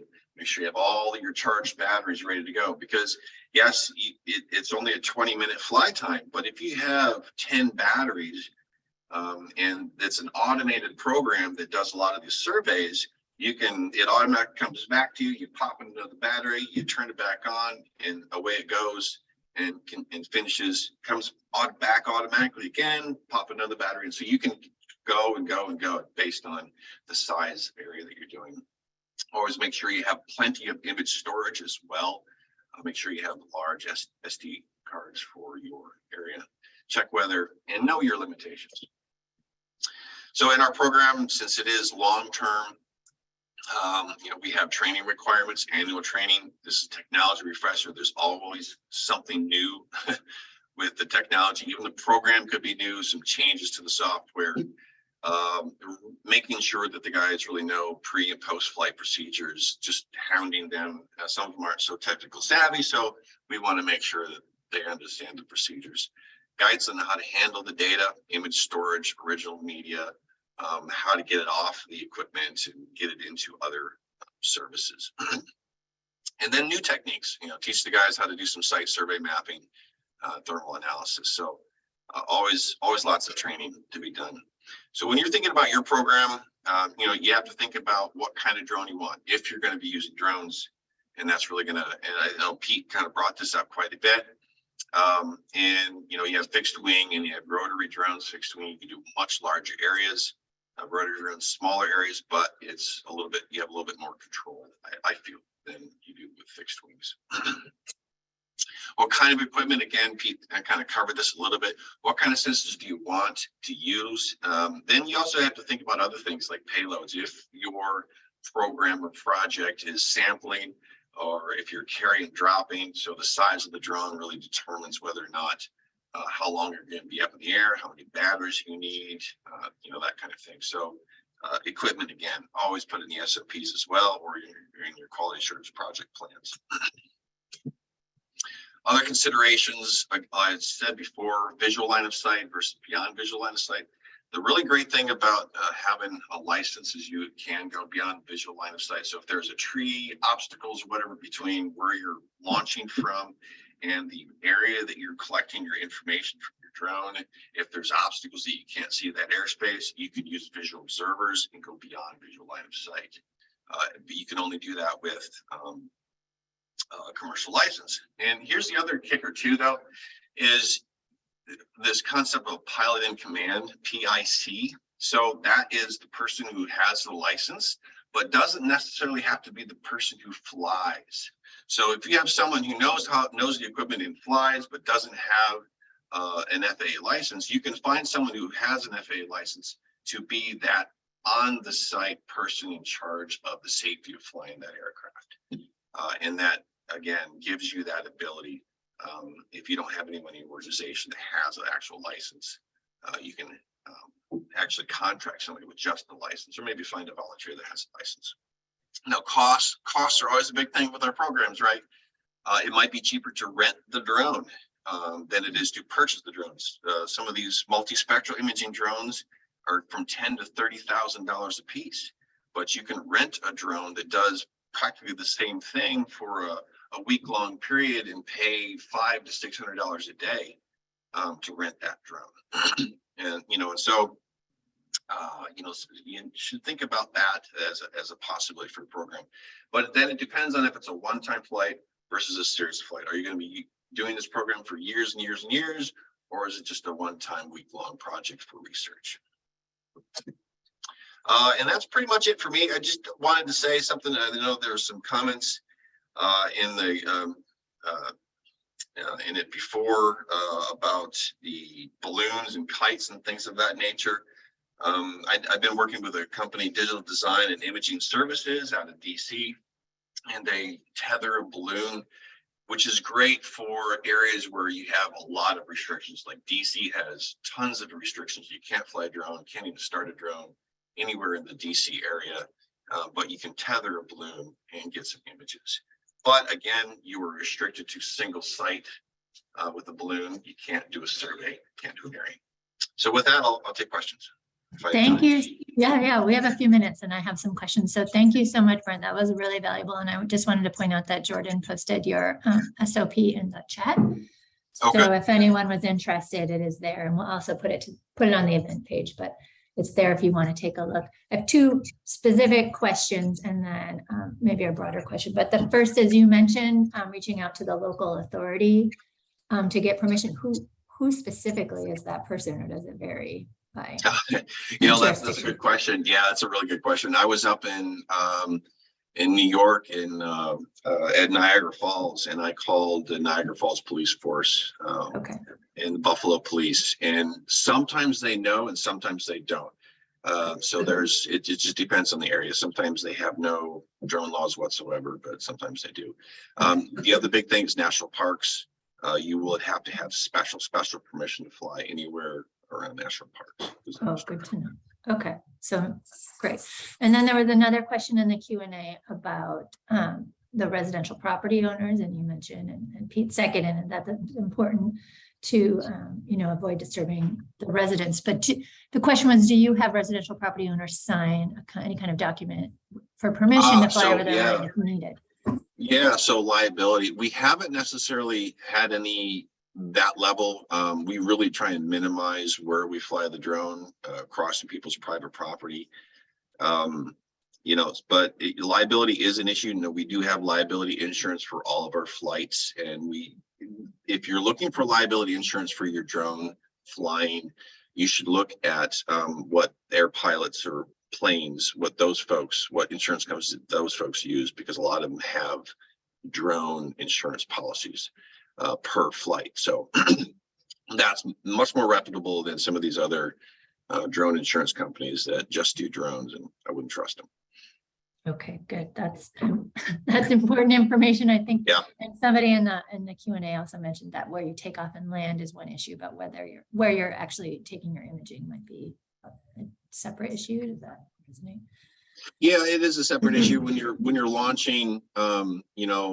Obviously you want to be able to launch. We launch in a public space on the side of a road, or where you have that that space to where it's state-owned, public, you can park, you can walk, kind of thing. That's where we launch our drones to do some of our investigations. Other times we'll get adjacent property owners permission to launch our drones from there. So we're trying to just minimize as much private property intrusion. We even have a practice in our SOPs to not cross major highways. Maybe small 2-lane roads is fine, but major highways where you have a lot of traffic, there could be a whole lot of liability problems. The other thing to think about, especially when you're doing wetlands are in remote areas. There's a lot of power lines. You got to really think about power lines and how that interferes with the transmission of data and imagery and flying safe. So that's the other thing that we look at when we're doing a site assessment. Oh, good. That's important. I have one last question. I know we're into our break time, but if Barb is still on the line and could answer too. Maybe you take a minute each just to talk about the data. And if you have any, Barb mentioned this briefly, but any QA/QC is that part of your procedure for storing, handling, organizing the data you get from?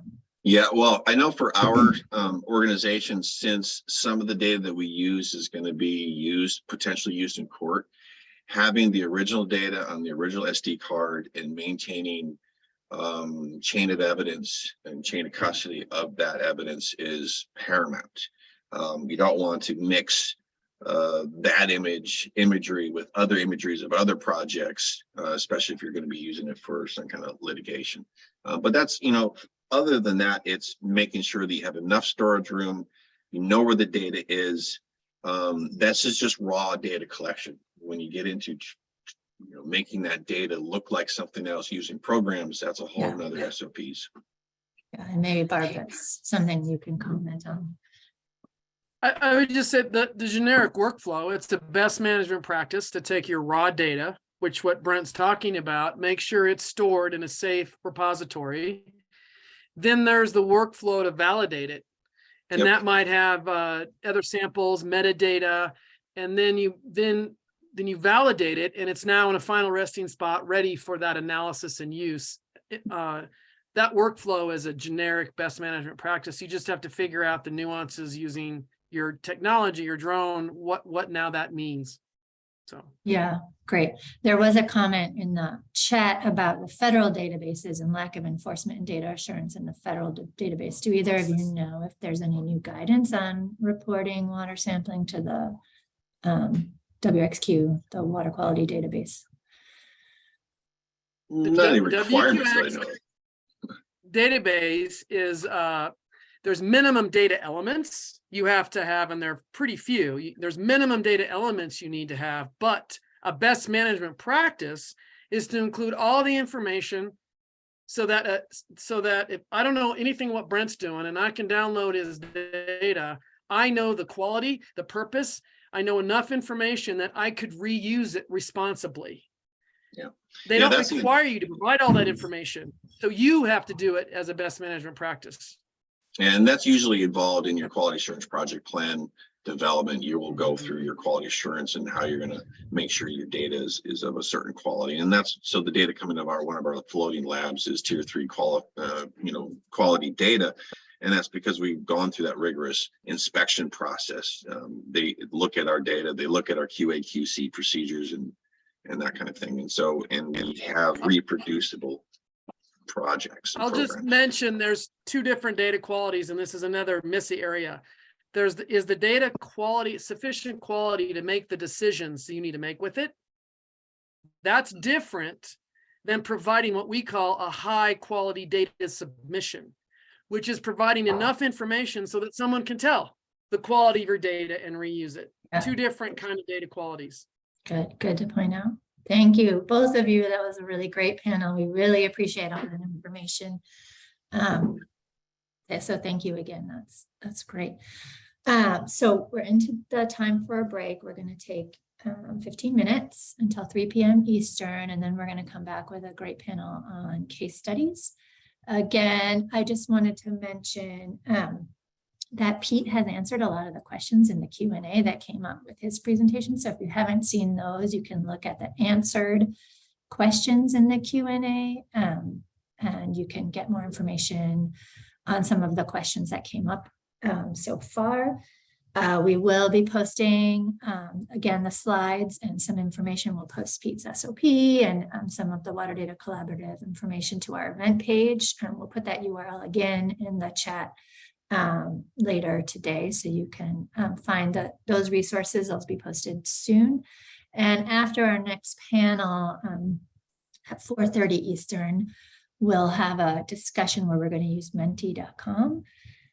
Just reminding you, if you wanted to open that on your phone or your browser and just take a look, I'll give you more information on how to get to our specific site when we get there, but we're looking forward to getting some more information from you. So 14-minute now break, and then we'll come back at 3 p.m. Eastern. Again, thank you, Brent and Barb.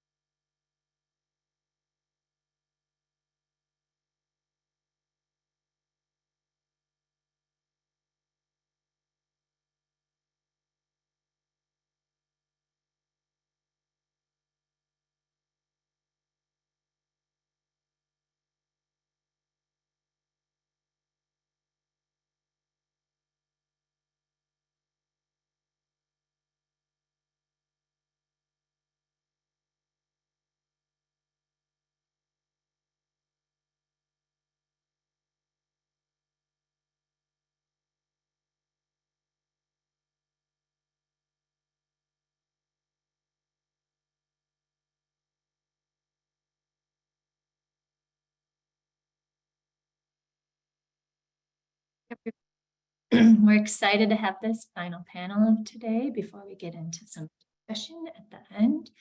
But this panel, we're going to get more deep into some case studies on wetlands, remote sensing, and participatory science. And we have a great lineup of examples to share with you today. Our first presenter is Megan Smart from Arizona Department of Environmental Quality. She's going to talk about the Arizona Water Watch program, leveraging technology and engaging community scientists. Then Adnan Rajiv is going to talk from, he's an assistant professor from Texas A&M University at Kingsville. This is going to talk about fast and economic mapping of potential wetlands using openly available remote sensing data and artificial intelligence. Then we're going to have Scott Eustace from Healthy Gulf and Sophie Spatharioti from Carthoscope talk about the Land Loss Lookout Program. And then finally, Pete Hanen is from SFEI is going to talk to us again, this time more specifically about EcoAtlas and the use of EcoAtlas in program implementation. So I'm going to turn it over to our panelists to get started, and I'm going to start with Megan. All right. Happy Monday, everybody. And to you. Perfect. Oh. All right. Great. So my name is Megan Smart. I'm a senior scientist at the Arizona Department of Environmental Quality, but I also run our community science program called Arizona Water Watch. So today we're going to talk about kind of just some basics of the program, or a relatively new program. And then we're going to talk about how we leverage technology, and then we'll go into depth about one of my favorite topics, which is QA/QC, quality control. So Barb touched on that, Brent touched on that. It's a common theme, and so we'll spend some time kind of talking about some details. So I would like everybody to hold on to their virtual seats, please, because I'm about to say a statement that might surprise you. Yes, Arizona has water. In fact, we have over 100,000 stream miles in the state. We have over 250 lakes, only 2 of which are natural, by the way. The rest of them are man-made reservoirs. And we do have some wetlands. We have 870 square miles. And like many entities on this call, we don't always have enough staff within the agency to collect all the water quality data needs that we would like. So what do? It's my favorite part. Community science to the rescue. And this is the idea that there are people out there who want to help. They have time. They often live closer to the water body than we do as scientists based out of Phoenix and kind of central Arizona. And so it's the idea of partnering, creating relationships, and working together to collect water quality data that we need and that also meets their needs. It's a relationship where you both have to work together. So I started this program in 2017. So you'll hear about a lot of amazing community science programs that started like 30 years ago. The benefit of that is, well, so Arizona was a little bit slow on that, right? But we're there now. The benefit is that we're able to embrace technology early and kind of help volunteers through that process without them really knowing too much differences from before. So what this slide is kind of showing us is I want to talk about when you build a program, so whether it's for wetlands, streams, lakes, anything, use the idea of building kind of a multi-volunteer opportunities, because volunteers have different amounts of time. So for example, water quality sampling, a lot of volunteer groups will help us with water quality sampling, whether that's ambient data or help us identify pollution sources on impaired waters. Sometimes they help us collect data gap needs so we can do our statewide assessment. Or sometimes we've implemented some type of project that will fix the stream and we need that BMP effectiveness monitoring to say, hey, this worked. I'm really proud that working with the groups, we've delisted 8 water bodies, so streams in the state. And that's from a lot of hard work and dedication and a lot of data. You can also, we've created a time-lapse kind of camera study. So it's adopt a camera where they can help us identify flow regimes. In Arizona, we only know about 20% of our flow regimes. We have a lot of streams that are kind of intermittent and ephemeral, and we kind of don't exactly know where to bucket them, where we pretty much know where the perennial streams are. So volunteers can adopt a camera and we kind of help them through. They'll collect daily records of, is it wet? Is it a flood event? Things like that. We also have an opportunity for volunteers to do wet dry mapping. We'll talk about this in a little more detail because it's an app. So I want to talk about leveraging technology with that. We have just a generic 3-minute app. We'll talk about this as well, but so for those volunteers who maybe don't actually want to help too much, but they're avid hikers, let's say, if they download this app, they can submit a 3-minute survey that helps us identify flow regimes of streams. Is it flowing right now? Is there a fish kill? Is there an algal bloom? That's kind of what that opportunity, encapsulates. And then we have pollution identification, where volunteers help us collect really awesome data on things like E. coli. So we use microbial source tracking to identify percentages of E. coli. So for example, Oak Creek in Sedona, it's a beautiful water body. It's impaired for E. coli. We're starting a study to see where's that coming from. Is it the Procyonidae? Is it raccoons? What percentage? Is it humans? So that's a really fun project. Something else we've done is a ship and sniff, where there are dogs that can detect human sewage in samples. So volunteers will help us collect the samples. We send it to the dogs. They bow down if they smell the human sewage. The whole point is just to kind of identify where the pollution sources are and what we can do to fix them. We have another opportunity where protecting human health. I'll give an example. This is particularly like a beach monitoring, but think Arizona beaches, kind of like a lake, right? And a cove. So, in the summer, taking daily E. coli values and then working with the Forest Service to post that information. And we had one specific example of Butcher Jones, which is a highly recreated spot on Saguaro Lake. It's absolutely beautiful. We had high E. coli over and over again. Volunteers collected that data. And then we brought in the Forest Service and then brought in horse advocacy groups because we have wild horses in that area. And then the horse advocacy group picks up the feces, and now we don't have any more exceedances. So it's about leveraging who was there and working together as a community. Volunteers will also help us do storm sampling. So this can be, hey, the storm or a storm is in southern Tucson and the stream is flowing, and then we will actually go down there. Or if it's safe, they can use a reach pole and help us collect a data point. Or another example would be a trash cleanup. So we started this in 2020, and this is the idea that, trash is bad. And if you can help us remove it from water bodies, that helps improve the water quality within our state. Let me go to the next slide. So I kind of wanted to focus this talk a little bit. I told you about all of that, all of the opportunities. So if volunteers have a little time, then perhaps they can help with just the 3-minute survey. And that really helps us update flow regimes. If someone selects that there's a harmful algal bloom, potential harmful algal bloom, that goes to the pertinent DEQ staff. If there's an algal or a fish kill, then that our Arizona Game and Fish Department is notified. So this is, although it's only a 3-minute survey, the amount of data generated here is very useful. And then we also have that trash cleanup. So for maybe volunteers that have a little more time, or maybe they just want to volunteer, let's say on a 3-day weekend or something, they can collect data. Most volunteers are using field forms still.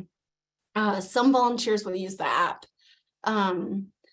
So what we're trying to do here is within those volunteer opportunities, create a way that they can get all of the data to me so I can import it and upload it to the appropriate places. What I want to say is, kind of dramatic, but data is what will kill a volunteer program. I'm only one person, and we just went over all of the opportunities there are. If data lives on a field form, it's like the data never existed in the first place. We owe it to the volunteers to be better. We owe it to all of the people who are going to use that data to make sure that that data lives. And what I mean by that, and Barb kind of touched on this too, is that as long as it's stored in a proper location where other people can get to it, and it has the, appropriate quality assurance information tied to it. So we leverage Survey 123 for a lot of our apps. So it's taking field forms, then they might be collecting that data in the fields, on that form, and then they're inputting it either with an app or into a portal, which just means it's the same thing as the app, but it's on a bigger screen, like a computer screen. And a lot of our 83-year-olds, prefer to use the larger screens first. So that's where the trash survey comes in. So they can collect this data.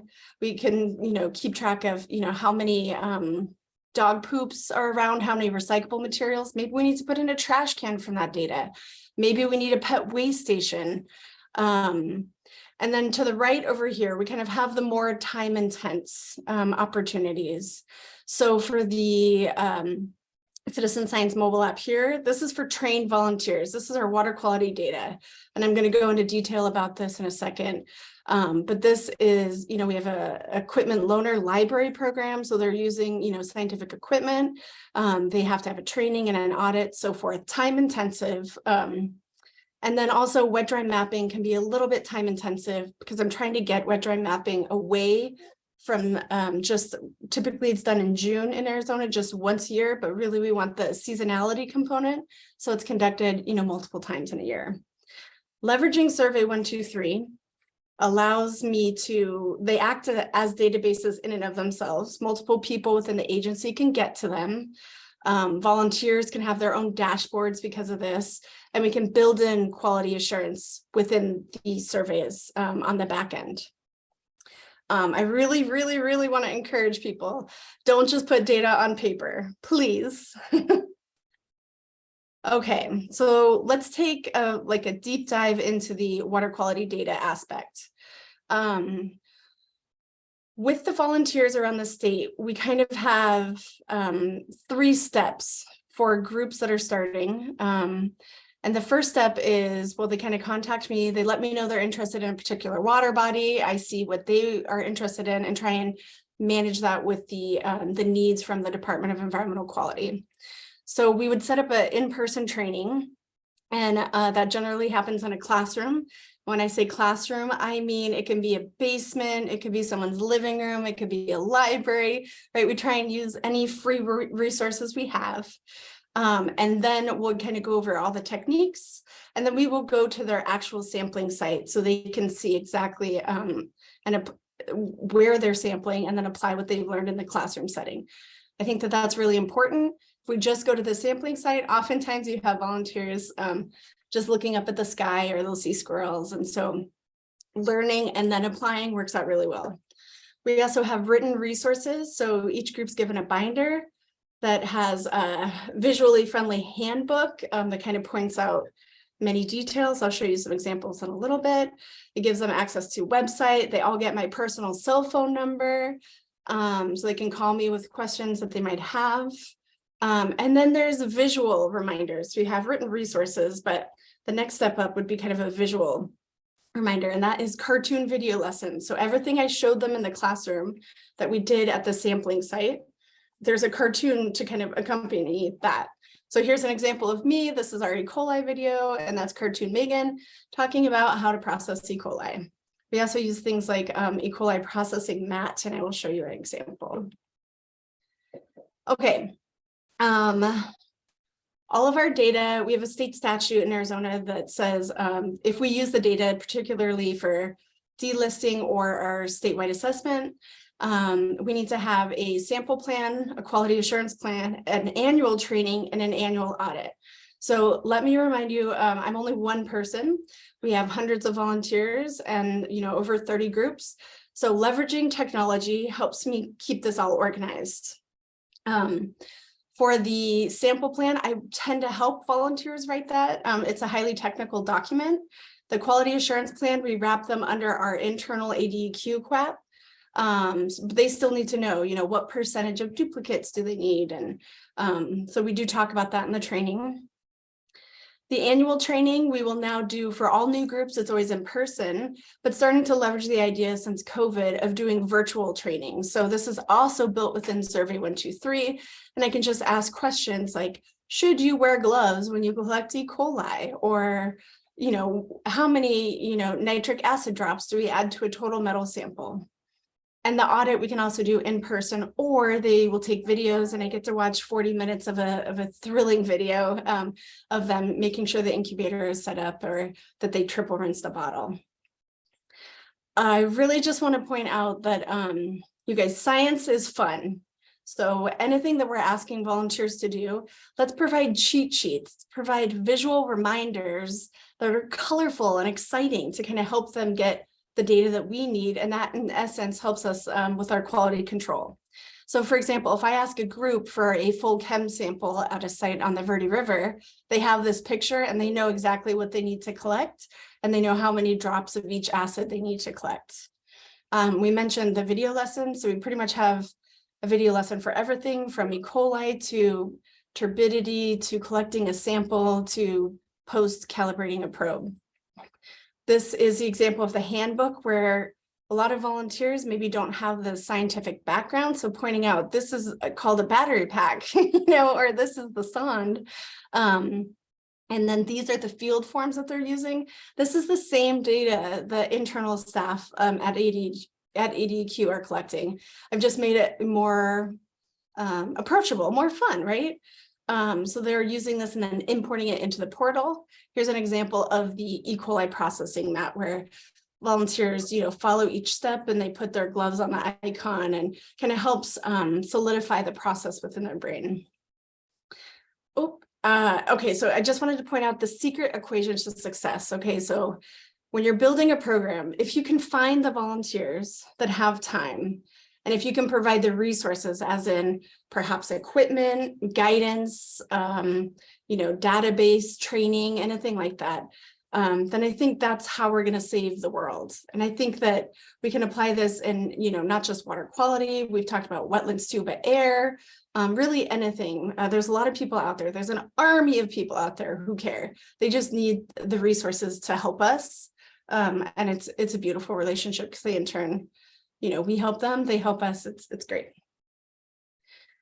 Okay, so now we're going to jump into QA/QC, which sometimes isn't the most thrilling part, but it is one of the most important parts.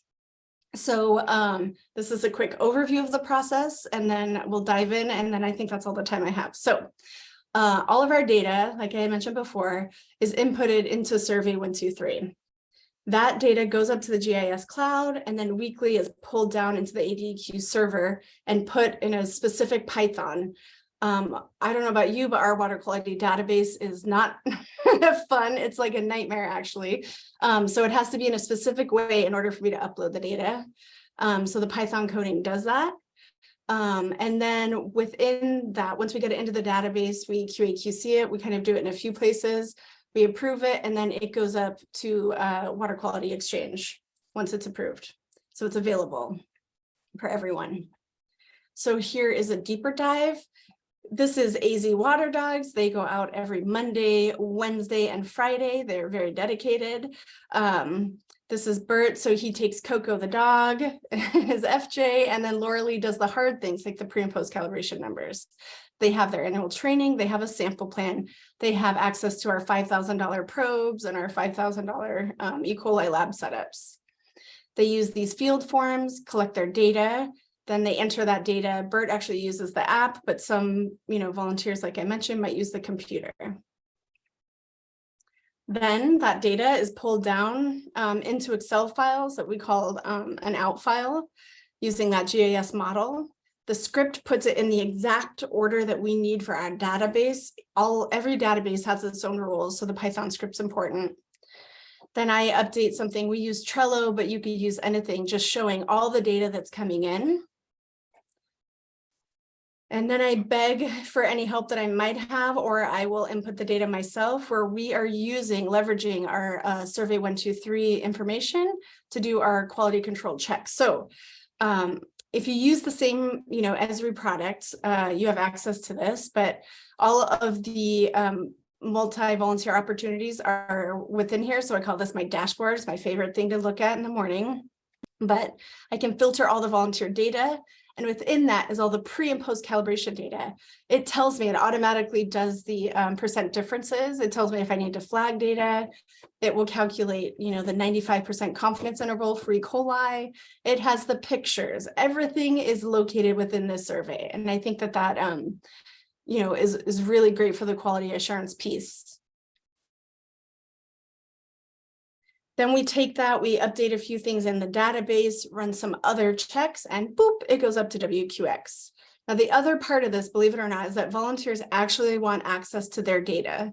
And getting it out of, the EPA database, the portal, isn't always the easiest. So any data that volunteers put in, because it's Survey 123, it's really easy to make this kind of data hub, we call it, where they can get their data out easily. They can do it in Excel, shapefiles, anything they need. So here I provided the links because I wanted to just say for any of the resources that I've shared with you, I'm happy to share the coding. So you can delete Arizona Water Watch, you can put in, Idaho, whatever you need. So just contact me. And if you just wanted to see just how some of these work, you can. And that was quick because I'm out of time, but there's my contact information, and please let me know how I can help you. Thank you so much, Megan. That was great. And like the talks in this panel, it was a good example of other kinds of technology that are being integrated into these programs and how they're valuable. I do have a few quick questions for you before we move on to Adnan. How do you and your volunteers track your water samples from field to lab to the database? So a lot of the data that's coming in Survey 123 is field conditions. So meaning it's the probe measurements, like your dissolved oxygen, pH, E. coli. The lab's data is on a separate track. So it has to come to me, because we pay for it as an agency. If I could get funding, which we have so far. So, and then we submit it as DEQ, but it gets still IQAQC and it comes through the database that's already uploaded that way. And I just marry basically their field data to the chem data. Okay. Great. So you mentioned Survey 123 and somebody asked if you could just give a few more words on what that is. Oh gosh, yes, sorry. So Survey 123 is an Esri product. So geographical information system. And it's basically, you can do everything in Survey 123. You can create, databases. It could be a database, but it's a way that you can collect information. It's a lot of field surveys. So if you wanted to document all the mines, let's say in a particular place, you could create a survey and then volunteers could just press the buttons. So there's a forward facing view and then a behind the scenes facing view. It's pretty user friendly. So a data collection kind of data collection, yeah. Although we've used it now for a little bit more like training or equipment supply requests, so you can kind of think outside the box. And if somebody wanted more information, they'd go to Esri and look at Survey 123. Yeah. Okay. Or if they want the coding, that's a place to start. Like I'll give that to them. Awesome. Okay. And then one last quick question. So somebody said they love the idea of your short instructional videos. Who produced them for you? Is that something you did or did you have outside help? So everything, the Survey 123, we have this amazing GIS team at work. So I will write down the rules and then we work together to put it in. For the micro video lessons, it's the same thing. It's our communications team. I sketch it out with my chicken scratches and then they make the magic happen. So it's a collaboration. If you work with an entity, I would see who you can leverage because there's a lot of these programs out there that people know really well. Thank you so much, Megan. That was a really great presentation. Lots of good information. Really happy to hear about your program. We're going to move on to the next presentation. Adnan? Yes, can you hear me? Ken, yeah. All right, let me share my screen.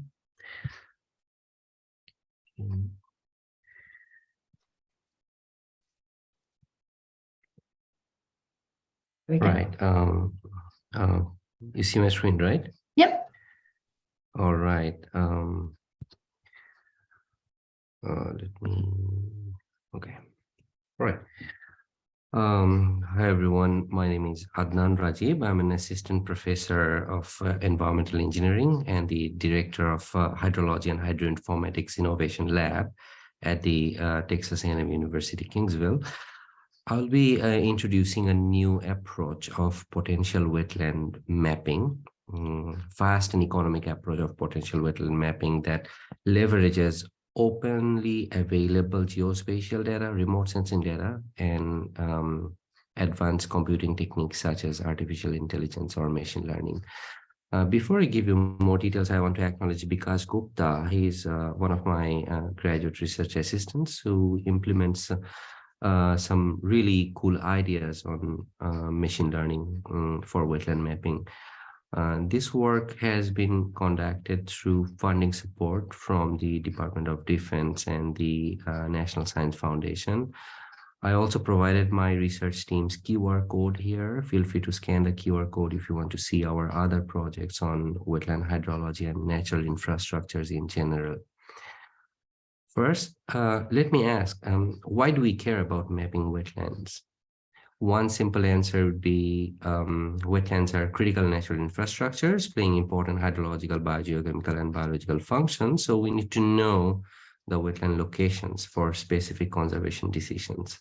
However, a bigger motivation for wetland mapping in today's world would be the fact that wetlands are one of the world's most vulnerable ecosystems.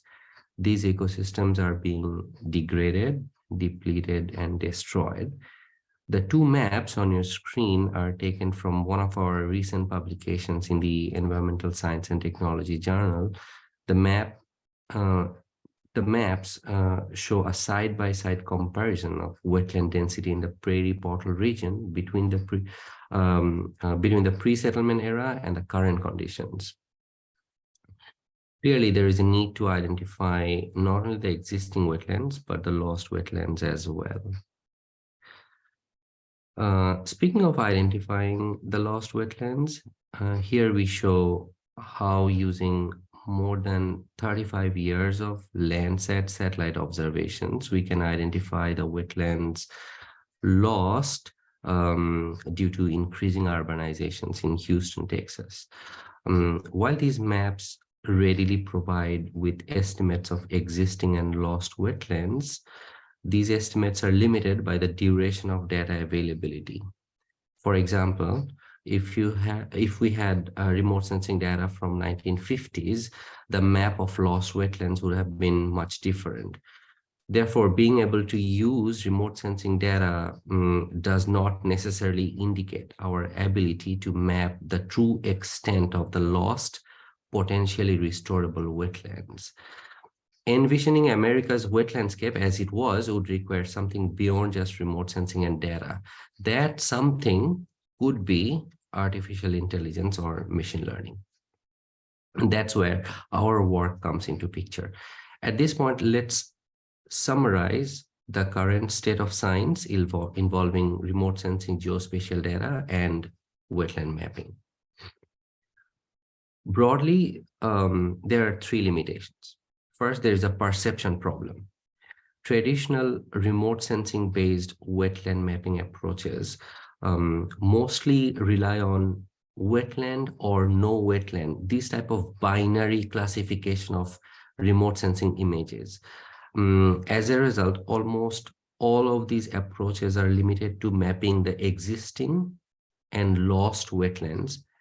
And as I mentioned in the previous slide, mapping existing and lost wetlands may not be the same as mapping the potential restorable wetlands. Second, the remote sensing data itself has some inherent limitations. Most remote sensing based approaches are suitable for mapping surface water extents, open water extents. Remember, a wetland is not the same as a water body. Imagine a situation where a wetland is covered with vegetation.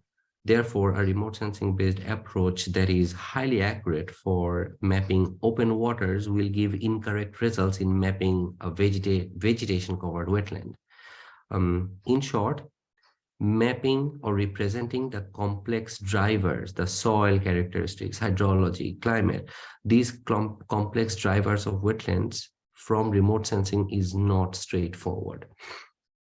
Finally, and more importantly, a fully reproducible data-driven wetland mapping approach that can be readily used by stakeholders and applicable at stakeholders' region and scale of interest does not exist. We are trying to fill these gaps. We have three objectives. First, of course, the theme of my talk, the data, the geospatial remote sensing data. We want to leverage the emerging new generation open geospatial and remote sensing data. Second, we want to harness the power of data by using machine learning or AI techniques to integrate the complex drivers or controls of wetland behaviors. And we want to do this by developing a fully reproducible, easily executable approach for stakeholder applications. Our ultimate goal is to transform the traditional wetland mapping to futuristic potential restorable wetland mapping. We implemented our approach by taking US Gulf Coast region as a test case. The map you see on your screen is the combined HUC-10, Hydrologic Unit Code 10 watersheds across 6 Gulf Coast states, covering more than 300,000 square kilometer area.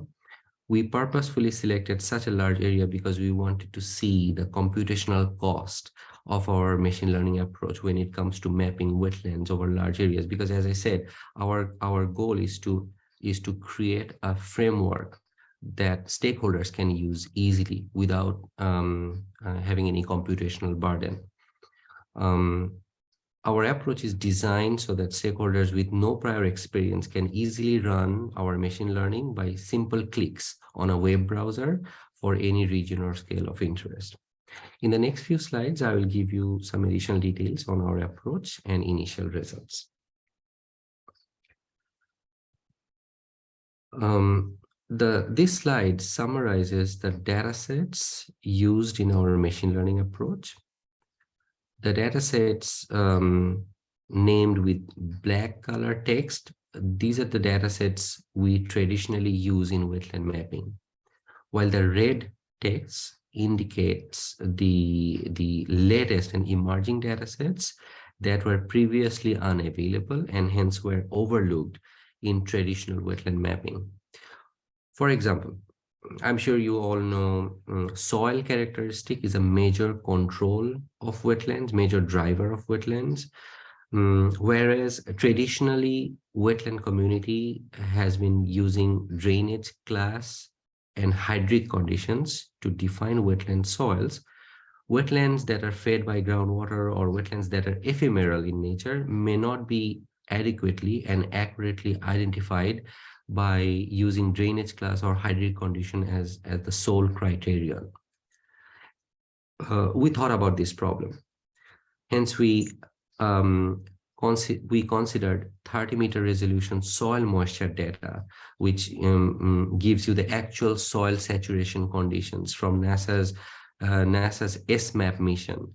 We also considered hydraulic conductivity of soils from a recent database called Polaris.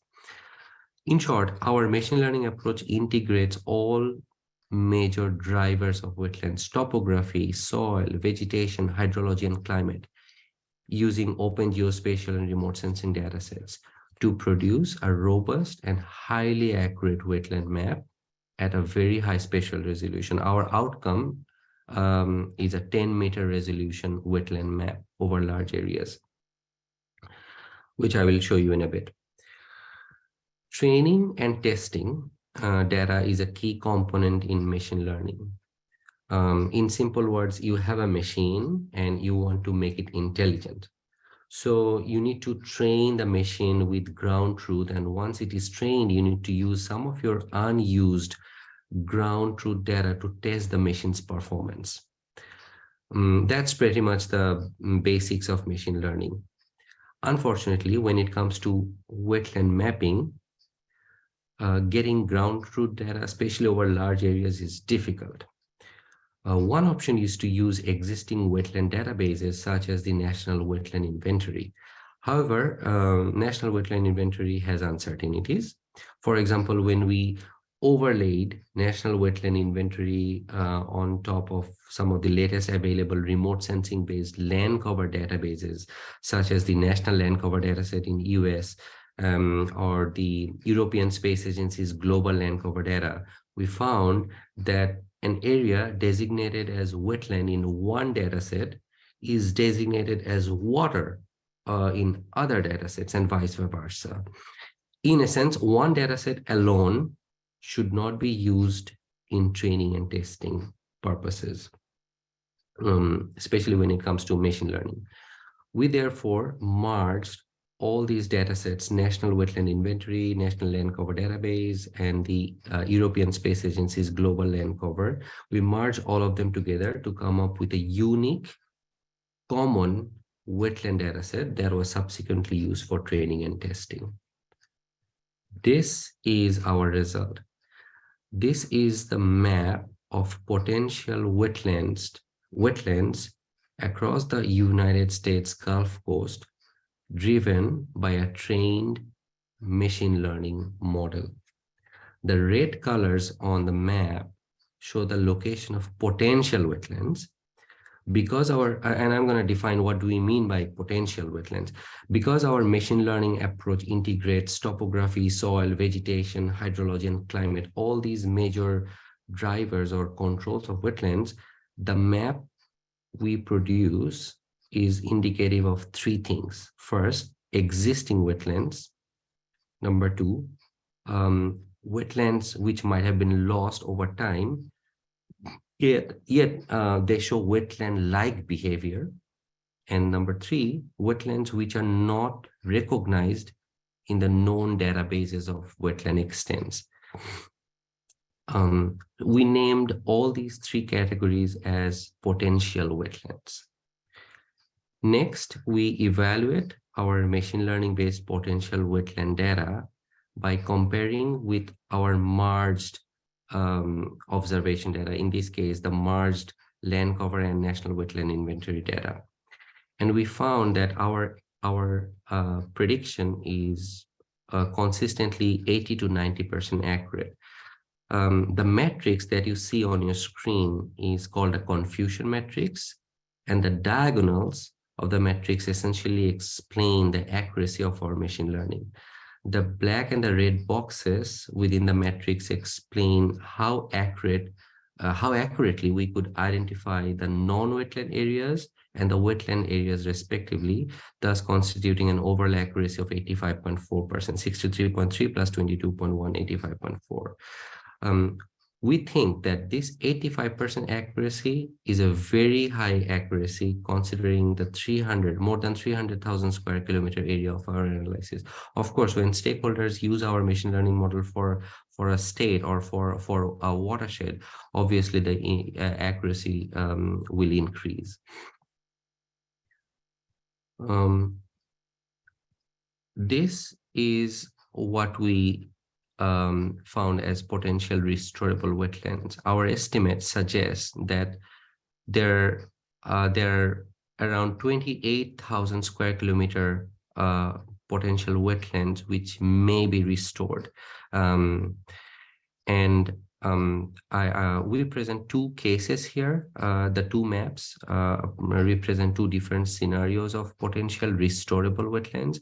Case A, for example, demonstrates that the NWI, National Wetland Inventory wetlands, are inadequately describing the wetlands. The blue extents are the National Wetland Inventory wetlands, whereas the yellow extents, which are our machine learning based potential wetlands, they're not necessarily wetlands. As I said, they are wetland-like landscapes, and our machine learning model predicts that they may be used as wetlands if they're restored. Where in comparison, the area B is a completely opposite example. Here, our existing databases such as National Wetland Inventory does not show any wetland. In comparison, our machine learning model suggests that there is a whole lot of wetlands which may be restored. Again, these are not necessarily wetlands, but they are wetland-like landscapes. So let's summarize. We have a smart approach. We have a machine learning approach, fast and economic, and an approach which is built for stakeholder applications. It can integrate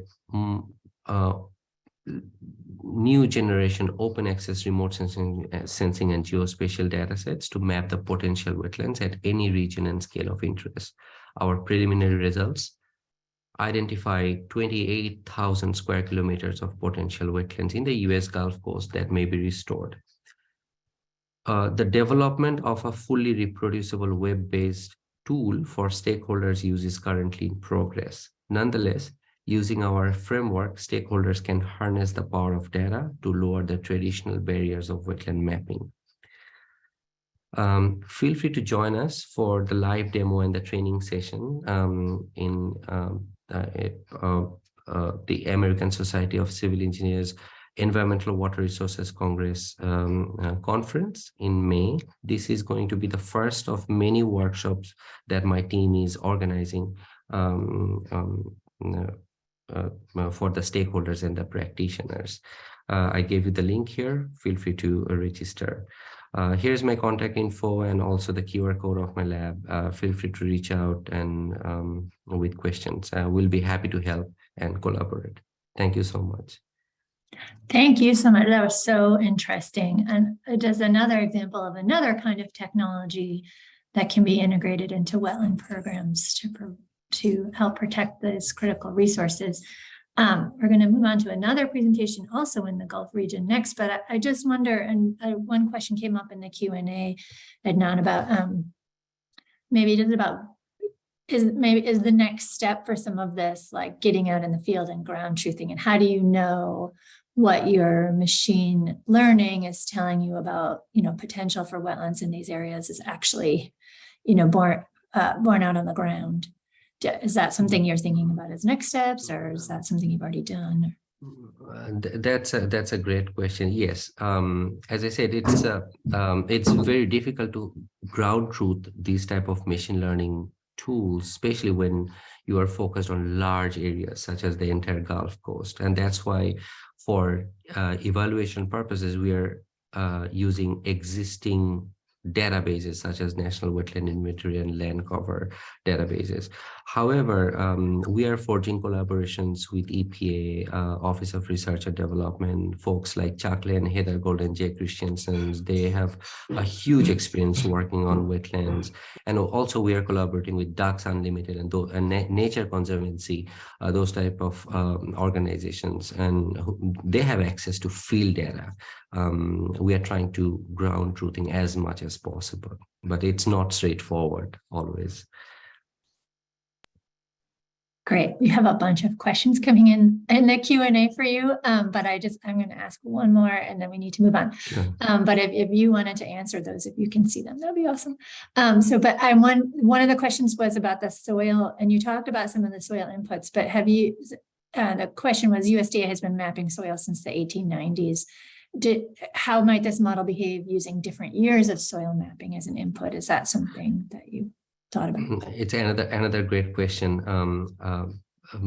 Our soil data sets, for instance, hydric conditions and drainage class, this is coming from GSARGO, gridded SARGO data, which is an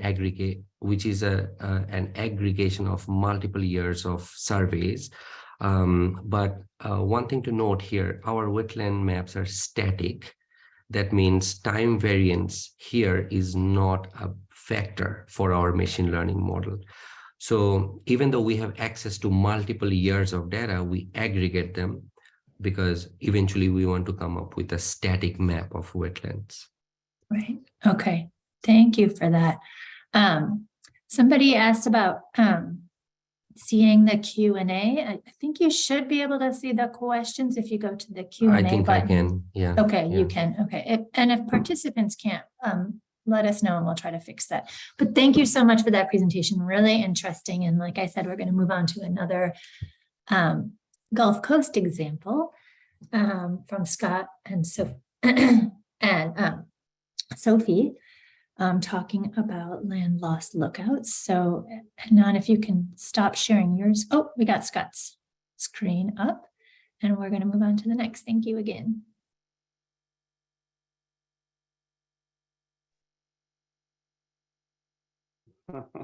Hello. Can you hear me? And I think Sophie. Hey, Sophie. Hello, everyone. Wow, that was a tremendous scope. Thank you, Adnan. And I appreciate ELI for the Region 6 kind of focus that we've got in the case studies, where we have all kinds of things that constitute wetlands, from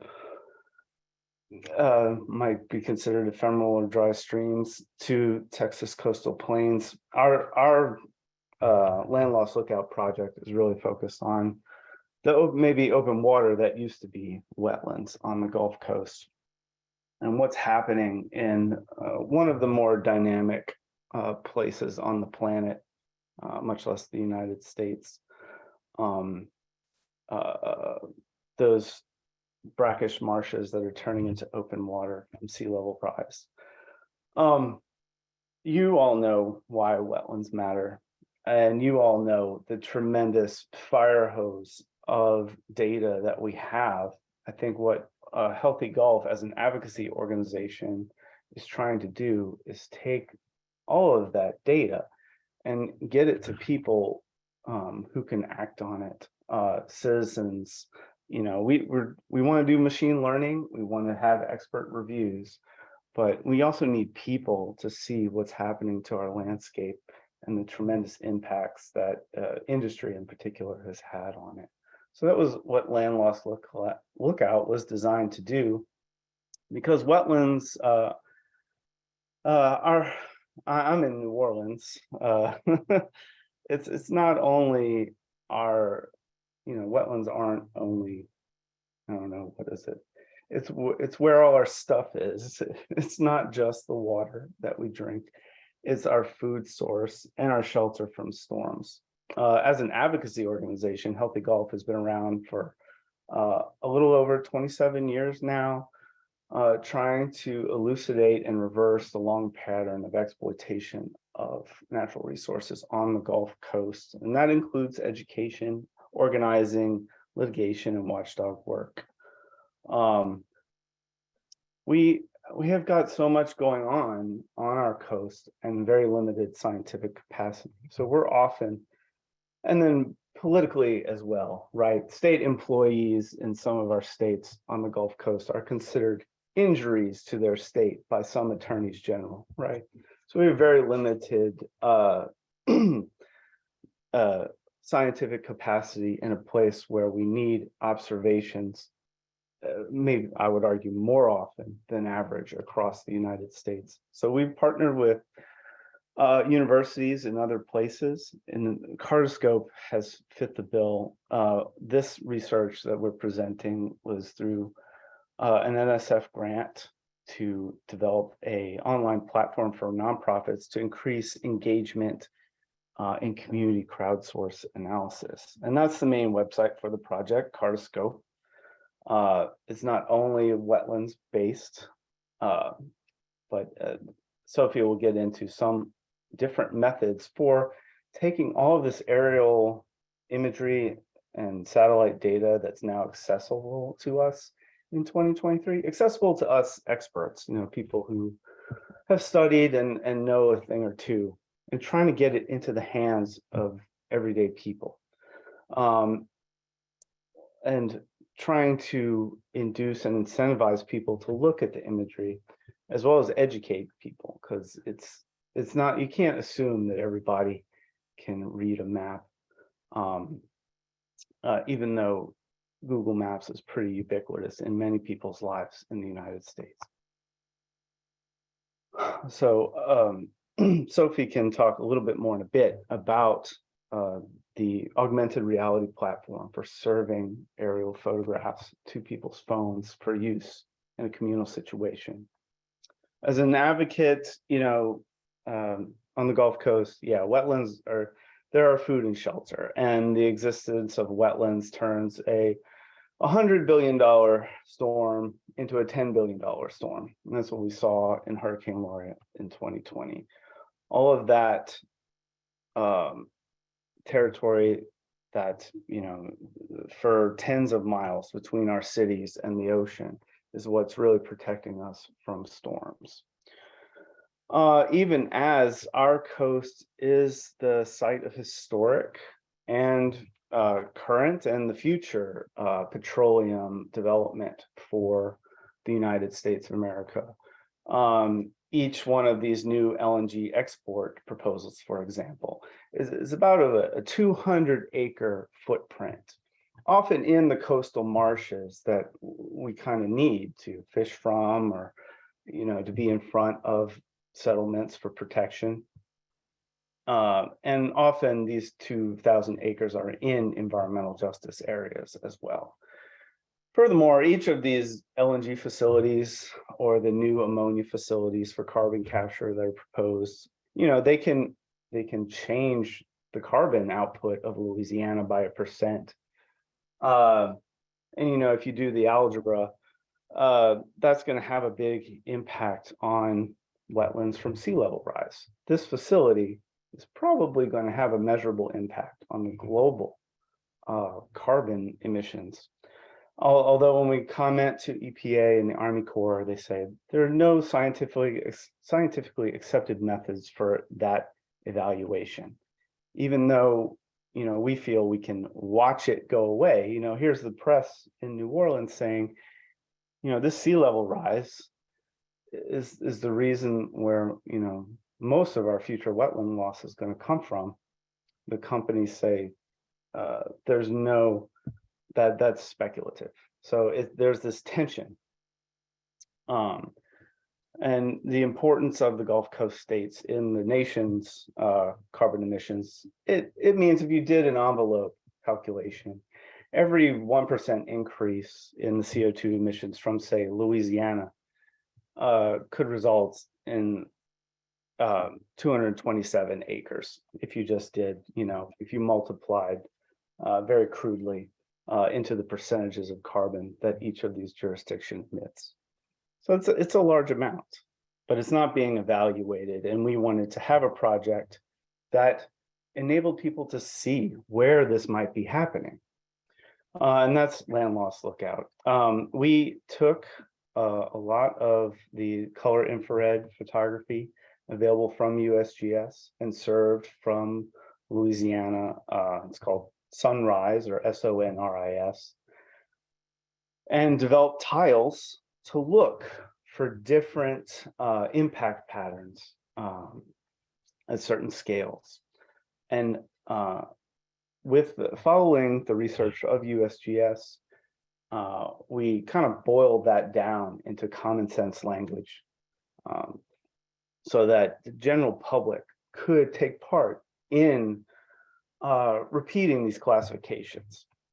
For each of the 6 projects, if you go to that link, Cartoscope/land loss, you'll be sorted into one of the 6 projects and be trained on one of the 6 patterns. And from there, you'll be served sequential images. There's 387 in total. And for each image, you'll be asked to see, do you see the impact pattern for which you've been trained? And it's a simple yes, no. And it's a measure of confidence. It's, do you see the pattern? Yes, if you're confident. If you don't see the pattern, that's also no. Or if you're uncertain, if you're not sure you see the pattern, that's also a no. So, it's a very simple and rudimentary task. And we found that many volunteers can get through a lot of the images. And, we're working with our membership as well as different college students. And people can go through hundreds of images in just 20 minutes. So again, a lot of citizen science, participatory science, really, it hinges on many, many people doing a little bit, right?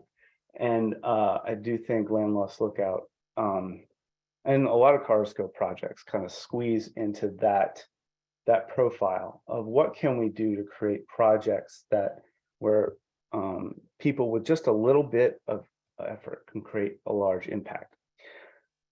We drilled down based on the literature, and we picked a specific geography and looked at 6 impact patterns, and these are our 6 tutorials. Erosional impact, agricultural impact, shipping canals, oil and gas direct impact, as well as some submergence and disintegration, drowning of wetlands from the canals, and then the sea level rise impact, kind of a general drowning and disintegration. You know, if erosion is loss of land from outside in, you know, the sea level rise and drowning is from the inside out. I think sometimes it's called hair plug marsh, because it resembles when you start losing your hair on the top of your head. And then the restoration pattern. Of course, Louisiana has a $50 billion, a plan at least to spend $50 billion in wetlands restoration. And some of that is visible on the landscape.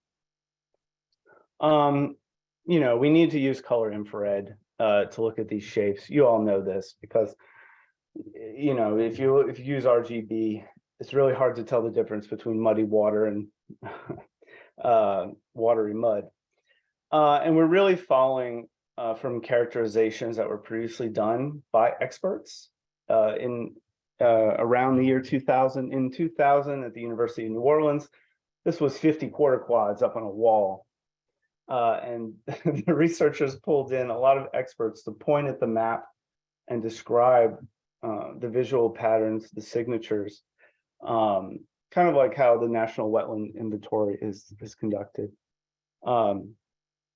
And from that, the USGS compiled that into a GIS. And we're following that, but we're kind of boiling down that technical language into more simplified language with tutorials, so that just a person with a high school education can follow along.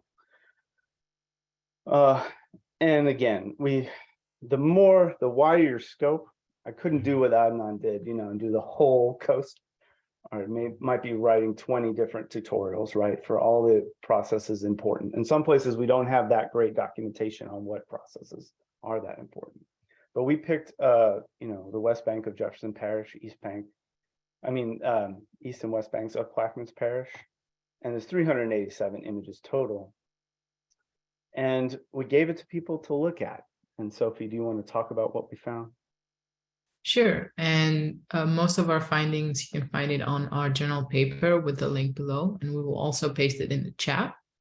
But for starters, we had a study period from September 2020 to May 2021, and we had 672 participants contributing 144 labels on average. So that's out of the 387 locations that they could do in one go. They actually stayed very long into the project, which was very encouraging, and with a high agreement with experts. In terms of the 6 patterns, the 2 most common that were found across the images were sea level rise at 61% of the images and oil and gas at 62%. And then for the other 4 patterns, we saw restoration at 45%, erosion at 45%, restoration at 12%, farming at 19%, and shipping at 14%, which was roughly as expected. Another finding that we had was that we saw that experts and participants agreed on classifications at least 83% and at most 94% of the time. So that's a high level of agreement with experts. And interestingly, when we had high participant confidence, that means there was a high percentage of people agreeing with the majority vote for an image, then that was more likely for the crowd vote to agree with the expert classification. So what that means for us is that when you see people agreeing strongly on an image, it's more likely that that could be the ground truth based on experts. We talked about how oil and gas and sea level rise were the most common patterns, but we also saw that they frequently occurred together. So from our images, we had 69% of all images to contain at least one of these 2 patterns. And from that subset of images that contained either, 77% contained both. So you can see on the right the map of the study area and where these two patterns co-occurred frequently. Now, another question that we had at the end was, how much do you know about land loss in the Gulf of Mexico before and after participating? And what we found here from our survey results is that participants self-reported increased knowledge of wetland loss after participating. So we saw an increase by 104% to responses some and a lot, and a decrease of 67% to responses of nothing and little. And that question was a 4 Likert scale.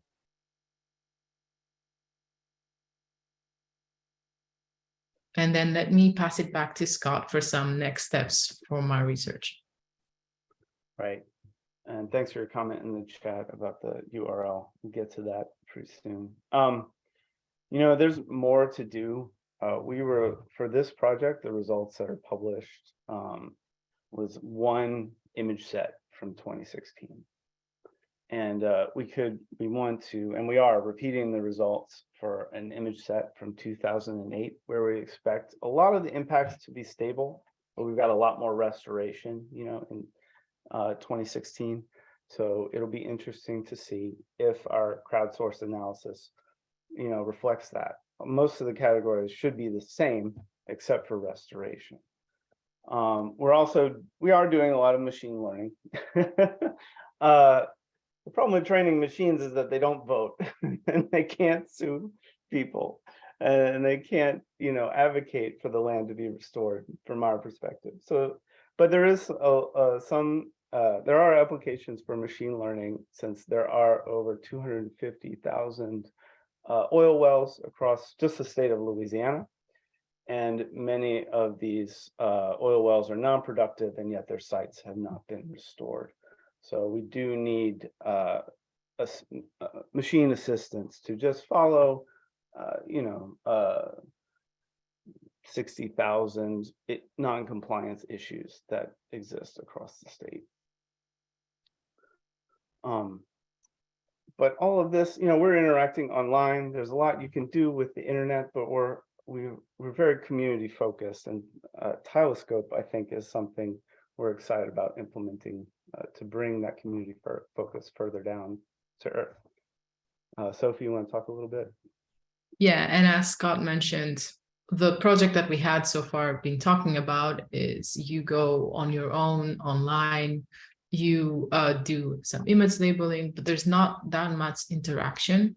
And what we want to look at is how do we build community across participants and raise more awareness about a project. So with Telescope AR, we aim to do image labeling with a physical component, which are these tags that you see on the right. And the idea here is that you can play a variety of games and design different activities using the same image matching mechanics. And a screenshot of what it looks like is on the next slide, where you see that you have those QR tags, and then you point your phone over them and the images appear on your phone.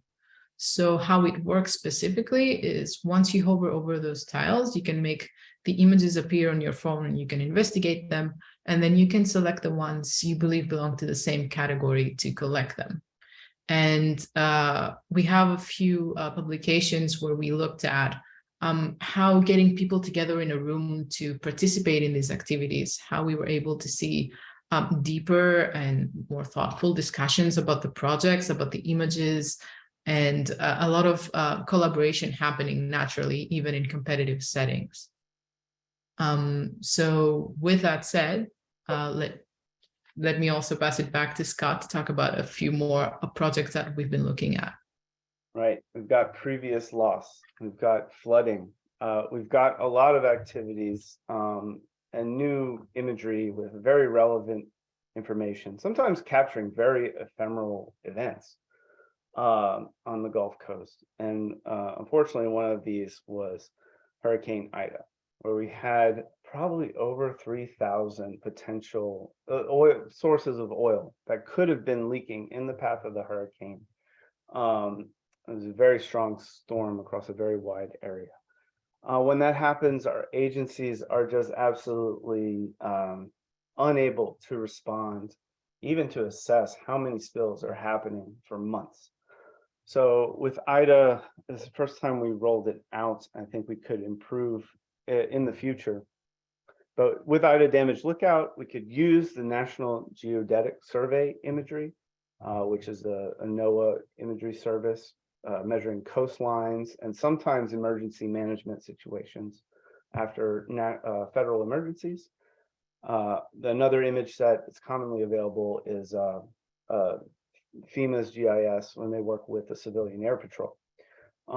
They're often in the air capturing these images after the disasters. And when we look at the National Geodetic Survey IDA photographs, we found over 102 oil spills using a similar kind of crowdsourced approach. You know, oil spills a little bit easier than you know, a lot of people know what oil spills look like because they've been in parking lots before, right? The rainbow sheen. So this is kind of an easier project to implement. And unfortunately, we probably have to do it again soon. When we worked with SciStarter to do land loss lookout, we found that many of our volunteers are not even in the United States, but we're actually from Nigeria, a country with some similar problems as the United States in terms of how the oil industry has affected the wetlands.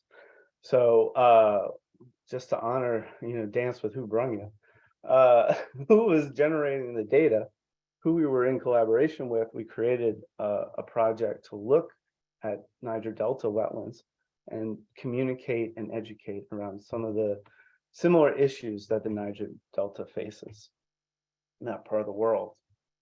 And lastly, put it in the chat, I wouldn't be a good advocate if we weren't trying to increase communication about wetland impacts across the nation. One of the things is that these impacts are in environmental justice areas, Native American areas, African American areas, low-income white areas, places that need the wetlands to eat and to survive. So I know we got a good crew of people who are interested in wetlands data, and I'd ask you to sign our petition to the EPA to have that wetland impact data put into EJ screen so that environmental justice issue of these wetland impacts is elevated to the national stage. So yeah, that's that Venture Global LNG construction again with a large loss to sediment control, right? So that photo of that dredge impacted a lot of crab fishermen down the bayou. But we have a lot of trouble communicating some of these issues outside of very local jurisdictions. So with that, just want to thank you for your time. These are all of the folks who contributed to the Land Loss Lookout project from that publication. Myself and Sophie Kutub, Matt Rhoda, my boss, Eliza Bosch, Archana Apt, Seth Cooper, and Sarah Wiley, who are our co-PIs, without which it wouldn't happen. And we look forward to, you know, if there's an event and you can see it with aerial imagery, and you need to get it to people, I think Cartoscope is going to continue to be very relevant. So thanks. Thank you. Thank you to you both. That was a really excellent presentation and such a good example of using remote sensing, other technologies, the internet, but also community engagement, community education, community empowerment. I think really such a cool example. So thank you for bringing that to us all. There's a couple of questions really quick before we move on to our last presentation on our panel. Somebody asked if you've ever looked into Zooniverse for more citizen science participation. Maybe that's something you can talk about because I'm not familiar. I think so. I guess our big citizen science partner is SciStarter. Not the least of which because their outreach staff, Carolyn Nickerson, is from Louisiana and so knows these issues very well. So, so that's how our partnership has gone. There are multiple, you know, different citizen science groups, and I do believe through SciStarter as how we found probably over 600 volunteers in Nigeria that did a lot of the analysis for our project. So yeah, Zooniverse is very good. We're going to continue working through SciStarter. If you know of SciStarter or work through SciStarter, you can get SciStarter credits. Let me put that link up by doing land loss lookup on through their interface. Thanks for that. And one more quick question, maybe. Somebody asked, saying they collect many gigs of aerial and UAV wetland imagery and love to upload it to a place where folks can access it. Do you know, or anyone can put in the chat if they know, of a place where I can upload the imagery so others could access it for their use? Ideas? I would talk with ERISA about that very thing. They maintain a core of GIS volunteers, and I do believe they have, I think it's called GIS Core. And I know of them because, yeah, after the storms is when we have a lot of pilots flying, taking aerial doing aerial missions for multiple national purposes.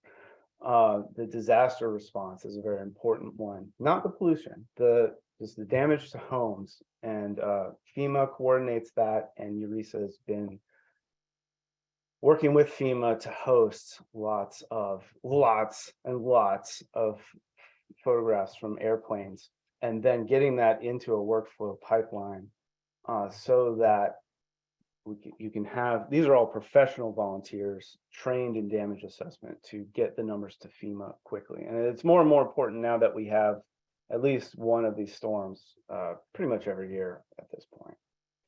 So that's I would they're your local, they have local chapters across the United States, ERISA. So I would talk to them about that issue. Great, thank you so much. Thank you again, Scott and Sophie. That was a fabulous presentation. We appreciate it. And on to our last presentation before we get to a bit of a discussion at the end. We're going to hear again from Pete. He's going to talk more specifically about EcoAtlas.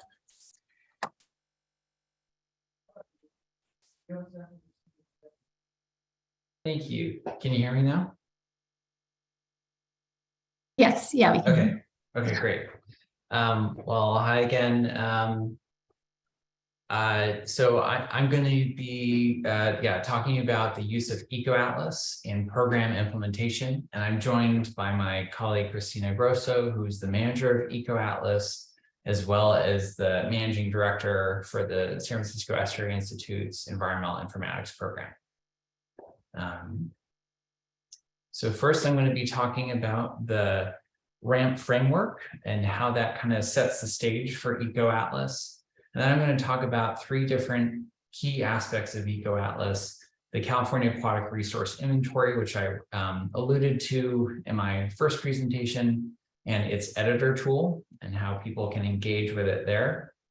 Then I'm going to talk about project tracking in EcoAtlas. And then finally, the landscapes profile tool that helps to summarize some of these efforts and resources we have. So this is a little bit, it's more California focused on this one, but all right, so what is RAMP? RAMP is the Wetland and Riparian Area Monitoring Plan, which is a comprehensive framework for monitoring and assessment of aquatic resources within the watershed and landscape context. It also advises California's wetland and riparian area protection policy. EcoAtlas is a tool set that supports this framework, this California's 3-level monitoring and assessment framework. And I'll talk a little bit more about that. But what is EcoAtlas? EcoAtlas is a web scientifically produced tool set to visualize the abundance, diversity, and condition of aquatic resources within a landscape. EcoAtlas provides map-based dynamic summary tools to support wetland monitoring and reporting throughout California. It aggregates different kinds of environmental data in one place so that to support regional data access. And it also provides adaptable and customized reporting tools to meet user and program needs. So there are numerous federal, state, local agencies and NGO partners who use EcoAtlas to track resources that they're interested in. And so EcoAtlas follows that RAMP framework with the 3 levels. The first level is a landscape assessment, which is really this high-level map of where are aquatic resources, rivers and wetlands on the landscape. The second level is a rapid assessment of those features. And the third level are intensive assessments of in situ sampling, site-specific sampling for different species, things like that. Level 1 is supported by CARI, the Aquatic Resource Inventory. So that mapping effort, as well as Project Tracker, which I'll be talking a little bit more about in this presentation. The rapid assessment level is supported by CRAM, which is the California Rapid Assessment Method. I'm not going to spend much time talking about that in this presentation. And the third level of the intensive assessments, a lot of that data that's collected specific to specific sites can be uploaded into seed-in and swamp, so that data can be aggregated and then used. So CARI is I've mentioned it a few times, but it's the base map for EcoAtlas. When you open up EcoAtlas, it'll be one of the first things you see. It's the California Aquatic Resource Inventory. And it's a compilation of the most accurate and most recent available regional mapping efforts for California. You can see on the right, that's a map of a lot of the different data sets that were developed and combined to create CARI. And it represents both wetlands and streams, so it's polygons and line work. It's been crosswalked to it uses a common classification system, so all those data sets have been integrated to use a common classification system across the state, so you can compare one area to another, while maintaining deep levels of detail that supports local use planning. And it's also used by NWI to support national assessments. And a lot of the mapping intensifications we do are then crosswalked to the NWI's classification system and get integrated there. So if you log into EcoAtlas, this is what it kind of looks like. This is Sassoon in the North Bay of the San Francisco Bay, kind of moving towards the Delta, and you can see the wetlands and the streams and the different baylands and such. And then one of the great features of EcoAtlas is it really allows us to get information from people who live on the ground near these features, of programs that are experts for certain regions, and they can help submit edits and improve CARI in the data set by using the CARI editor to go in, select polygons and edit the boundaries of them, put in information about the supporting comments or what data set they're using to reference the changes. They can change the classification if need be. And that way we're able to more dynamically update CARI. When we do other updates to it, we can incorporate those edits to improve the data set over time. Next, I wanted to talk about Project Tracker. Project Tracker is a data entry tool for uploading and editing information on wetland restoration, mitigation, and habitat conservation projects throughout California. Within Project Tracker, each project can be grouped at the group level under a specific program or a habitat conservation plan, and so it can be grouped that way. So you can have multiple projects grouped under one of those group levels. For each project, you can also have multiple sites, and each of those sites can have multiple activities happening at them. And all that information can be input in Project Tracker. When you then display the projects in EcoAtlas, you can, it visualizes them based off of their site status. So if they're completed, or if they're currently being implemented, or if they're being planned, or if they're just proposed at this point. And so that really helps to get this more regional context for these projects of how they fit together and are part of a larger system and actually impact the landscape. And when you click on one of those projects, you can drill down for information for one of those specific projects. And you can look at the acreage or the abstract of it. You can look at the habitat plan, or even the specific site names associated with it and see what those actions are happening at those sites. And then another benefit is that you can display a lot of the condition information on the landscape. So you can bring in information from SEDEN, from some of that level 3 information.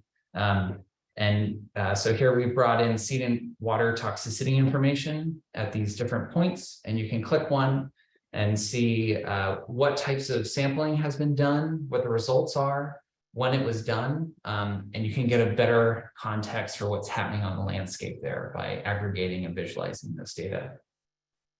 We also, you can visualize sediment toxicity, as well as water quality information and stream condition indexes. And then finally, I want to talk about the landscape profile tool, which is another tool within EcoAtlas.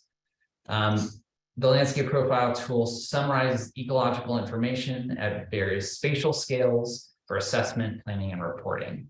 So you can go in and select a predefined area, such as a county or a hydrologic watershed boundary, or you can also draw your own area of interest or upload a KMZ or like a shapefile type thing, but I think the format's a KMZ for your program study area or the area you're interested in.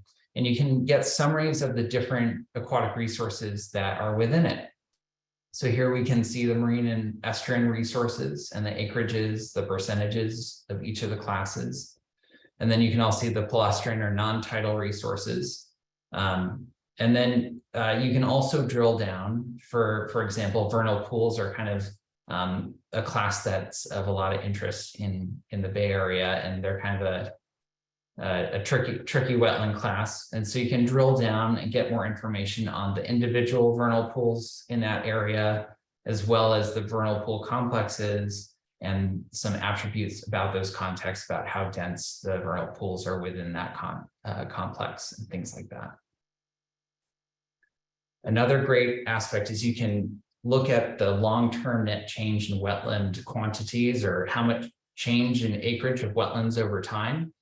And you can also drill down and select individual projects that have contributed to that change over time, and find out basically how each of those projects contribute to that overall change over time, and get more context for that.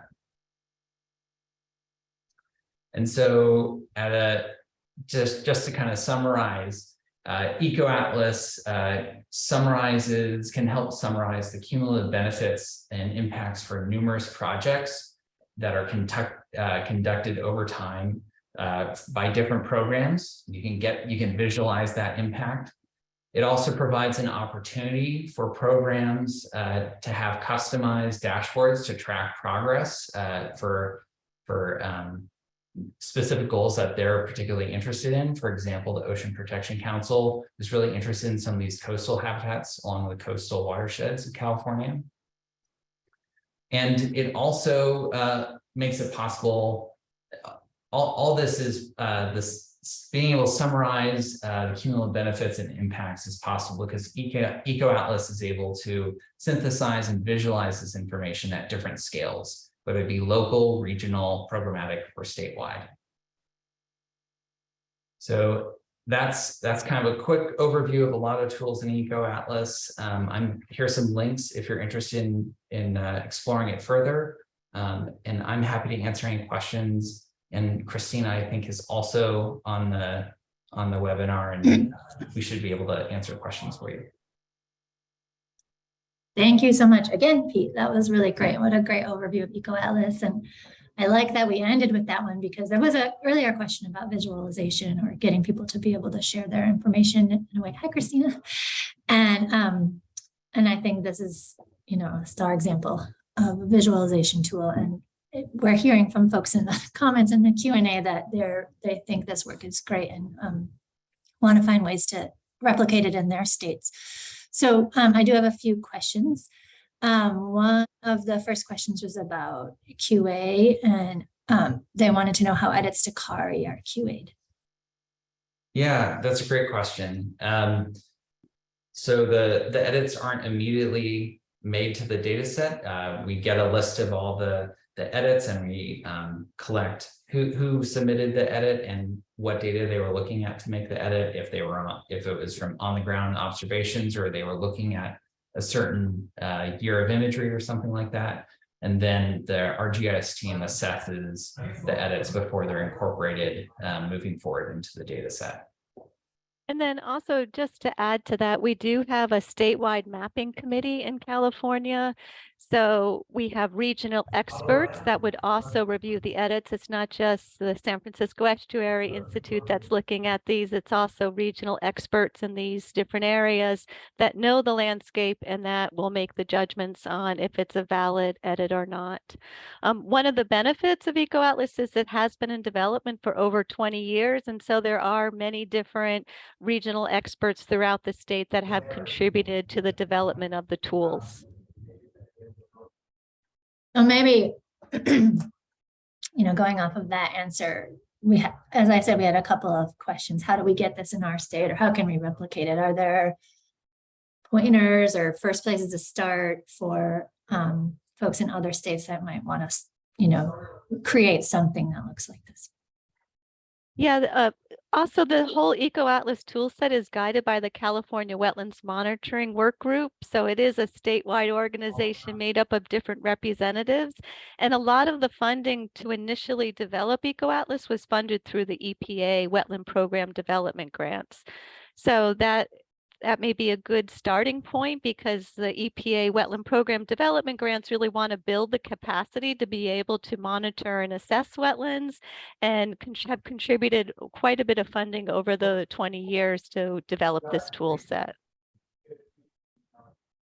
Great. Maybe then on the other end, there was a question about scaling down, and can local residents register and use CARI to provide local views of wetlands, or scaling down for a local kind of perspective? I think local, you know, people on the ground who live in a specific area, I think they can use the CARI editor to make edits if they see an opportunity to improve the data set and bring it up to, you know, make it more accurate. We also try and maintain in a lot of the regional specific mapping efforts for, say, the Sacramento, San Joaquin River Delta, we try and maintain the classes that are specific to that data set. So when you click on a polygon there, you'll get the more detailed classifications and the local nomenclature we're using for those data sets as well. So that's another way that we try and make it applicable to at that more local scale versus the state scale. I don't know, Christina, do you have anything else to add to that? Yeah, even though EcoAtlas is a statewide tool, it really has more information in certain regions. And so the tools are really geared for looking at the raw data, or also having these summary tools at that local level. So there are ways to summarize information for just a particular watershed, as well as capture the edits, as Pete mentioned, or the projects that are impacting or benefiting the local watershed through the project tracking tool. So the kind of the flexibility of the synthesis tools, as well as looking at information, allows you to have these really kind of smaller local views, as well as rolling it up to look at the whole state. And maybe we'll end with one specific question. Wondering if California includes smaller tidal creeks in their tidal channel category. Yeah, well, we're definitely working on, so it depends on where if we're talking about the level of detail in Kari, it depends on where when that area was mapped. And for instance, in Bari, there are places with very deep, so Bari is the Bay Area Aquatic Resource Inventory intensification in the San Francisco Bay Area. The tidal creeks are pretty detailed in that mapping, and we're currently working on updating that mapping. And we're seeing very detailed kind of creek delineation is going to be possible. So we're really excited to be adding that additional detail in the North Bay in the coming year. But there is already a fairly high level of detail in some areas in the data set. Thank you so much to you both. We really appreciate all that information. I know the participants appreciate it, and thank you for the entire panel. It was, I think, a really great set of examples of really neat, innovative efforts that are going on across the country using different kinds of remote sensing and technology. And hopefully that gave you all a good kind of set of examples of what can be done, or spark some new ideas. And so now we're going to take our last half hour to get more participation from all of the participants. And so we're going to use, and let me show my screen so I can give you some more information. We're excited to get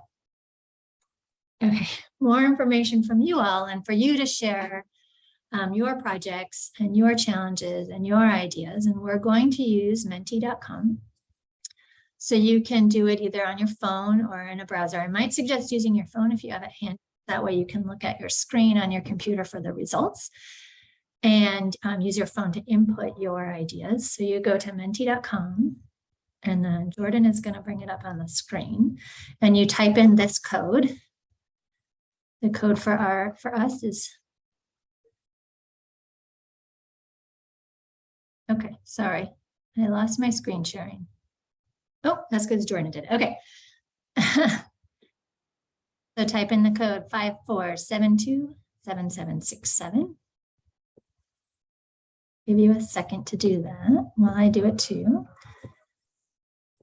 And it should just be, the first screen you get should just be the place where you can enter your code. And we're going to have some warm-up questions so you can get ready to go. So it looks like we have some folks joining. So the first question should be up on your screen now. You can tell us what type of program or organization are you working with? Tribe, federal government, state government, local government, NGO, academia, community-based organization. And you can see the results. Great. Seems like folks are able to log on. Give you another second. Lots of state government. Looks like we have a good distribution across all of our categories. Give one more second. Folks still logging on. Cool. Okay, so state government seen at the top. NGOs. Nice to see some tribes on. Federal government, academia, and local government. Okay. Okay, Jordan, let's go to the next one. So then we're wondering, where are you? And we broke it up into some regions. West, it's a big region, but if you consider yourself out west, Midwest, Southwest, Southeast, Northeast, Alaska, Hawaii, territories. And I know we have some folks, international folks on the line as well.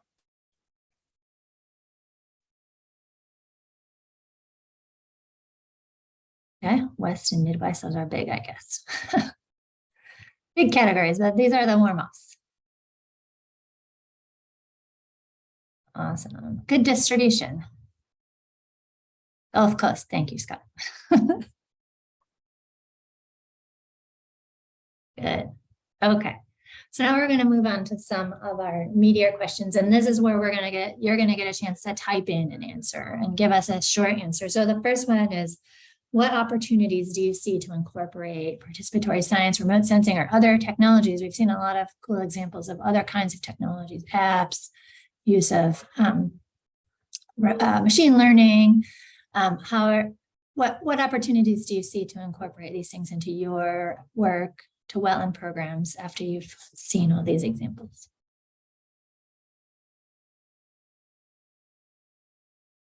Give folks a second to type things in, and then we'll be able to see them right away.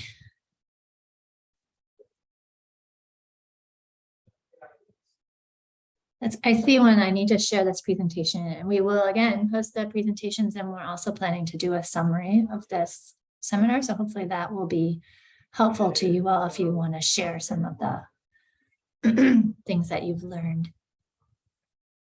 Monitoring and assessing restoration sites, expanding monitoring in large watersheds, identifying restoration potential. We saw a couple of presentations on that. App development, validating local data. This is cool.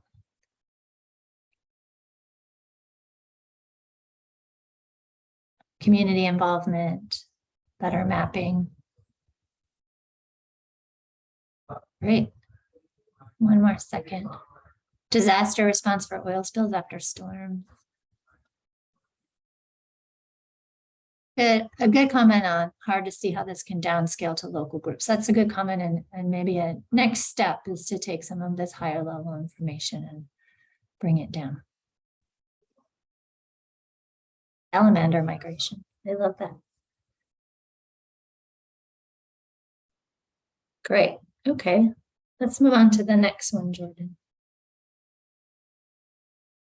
I saw some folks that already identify some of the challenges of incorporating participatory science, remote sensing, and new technology into your program. So what are some of the challenges that you see, or that you think might need to be overcome to pull things into your program development?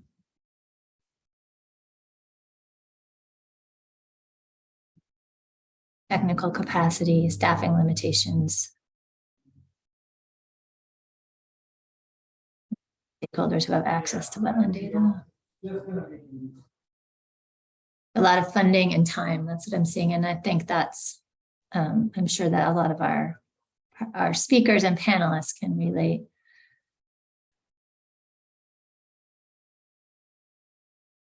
And maybe, if anyone, any of our panelists wanted to address any of the funding issues or where you got, I know one example was the Wetland Program Development Grants, but if there are other good ideas for places for groups to go on the funding side.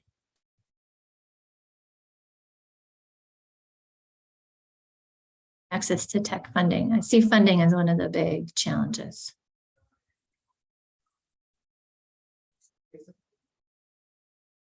Lack of training, which also relates to funding. Shortage of attorneys, that's interesting. The legal challenges and how you get that was you, Scott, how you overcome the legal challenges. Or, yeah, okay, interesting. Data quality.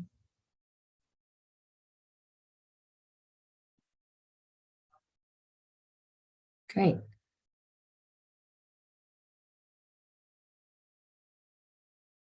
Okay, the next question is what resources? So this goes to challenges too. I mean, is it money? Is it unique guidance on a specific issue? Is it science? Is that a QA/QC procedure? What are the specific things that would help you move forward? And we did this one a little differently. We did a word cloud for this one. And maybe money is going to be the big one. Management support. Oh, that's interesting. Okay.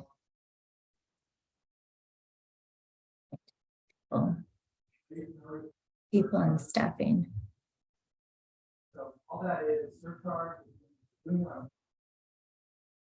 Mentors. And we have a question that may address some of the mentorship later. But that's a good one. How do you learn from some of the things you've heard, or people or groups that have already, started or built programs or somewhere along the line in building a program? accepting new methods. I like that one because I think that might go to the management as well. Like how do you take the leap when you're not sure if the new method is going to pan out and then you spend money on it? So that's data management, quality validation of your data, standards.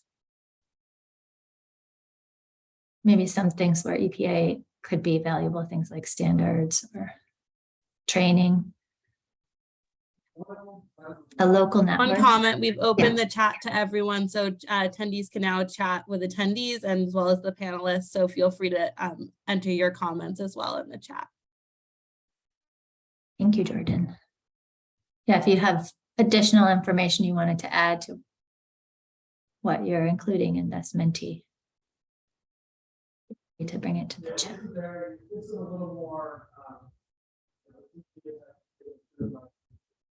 Great. Should we move on to the next? Okay. What do you want to learn more about now that you've seen, some presentations, you've heard some examples, maybe your wheels are turning, I hope. What do you want to learn more about? What specific kinds of things would be helpful? Drones.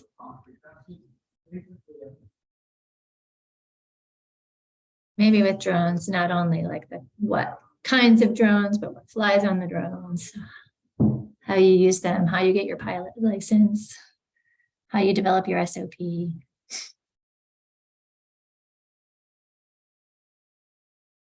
Using the GIS, more drones.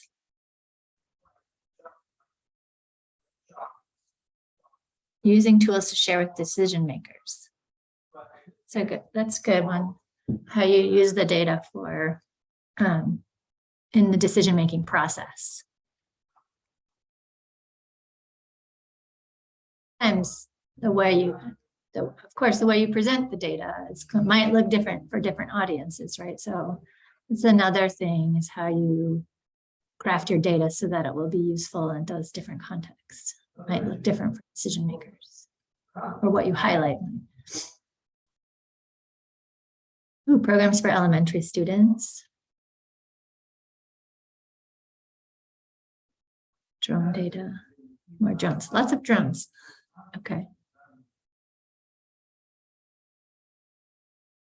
Phone apps.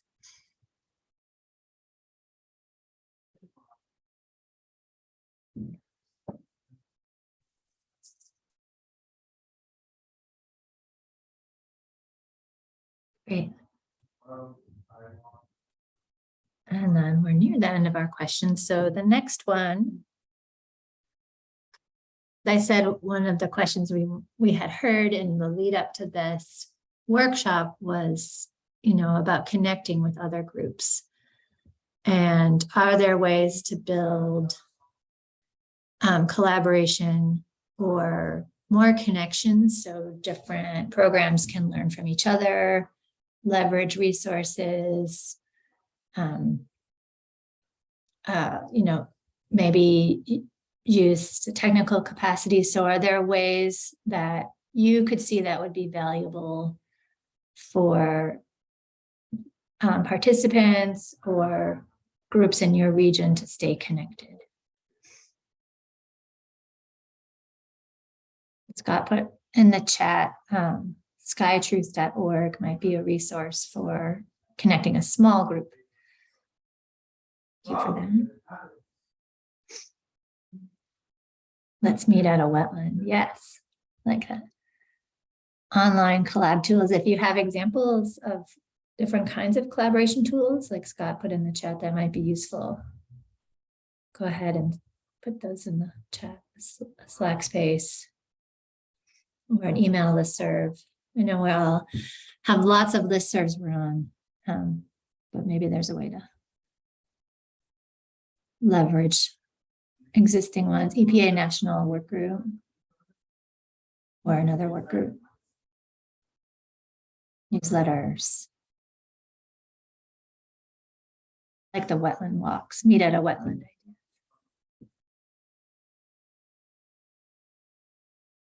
Great. So I think, Jordan, we can move to the last. LinkedIn group, that's a good idea, Bill. So finally, since we have this group and we have some experts and folks from all across the country and the globe, we'd love for you to share any resources that you have that we haven't already shared that we could post on our event page or share here that would be useful for other folks starting down a path or already building programs. And I know a bunch have already been shared, but if there's something you have guidance or websites, something that was useful for you.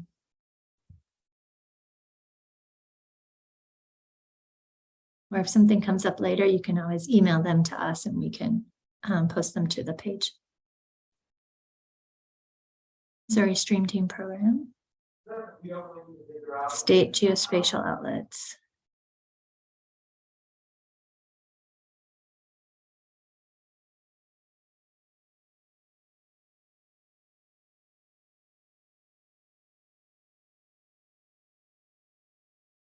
Yeah, NOM has lots of great mapping webinars and other resources and guidance. That's a good one.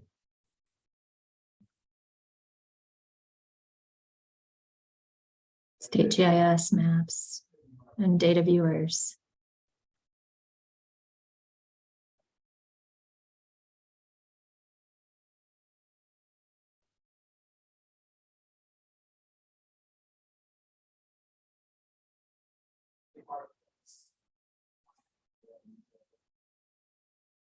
Great. And anything else you have, and if anything comes to mind and you want to share it with us, you can share it. Send it to Jordan at jperry@eli.org, and make sure to include that in our list of resources for folks. Jeff put geoplatform.gov. Some resources coming in on the chat as well.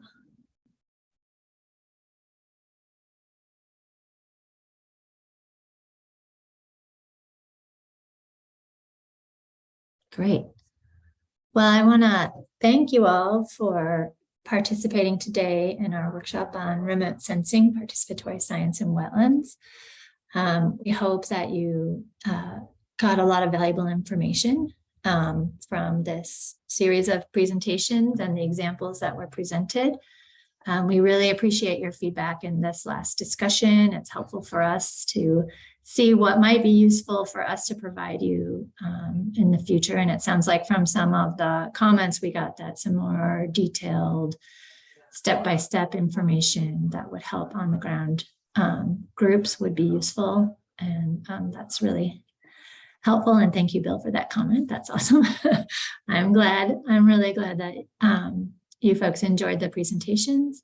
If there's anything that you want to follow up on with us, we will again post the presentations. We will post the recording of this workshop on our event page as well as resources. And as I said, we'll prepare a summary of the workshop that will include the resources you all included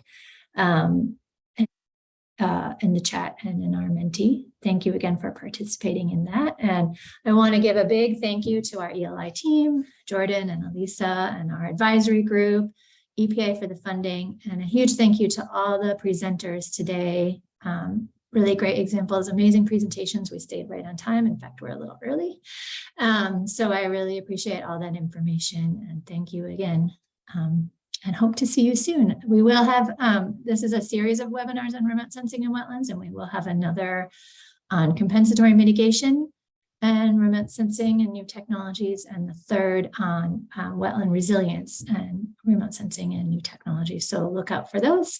So thank you again for participating and hope to see you soon.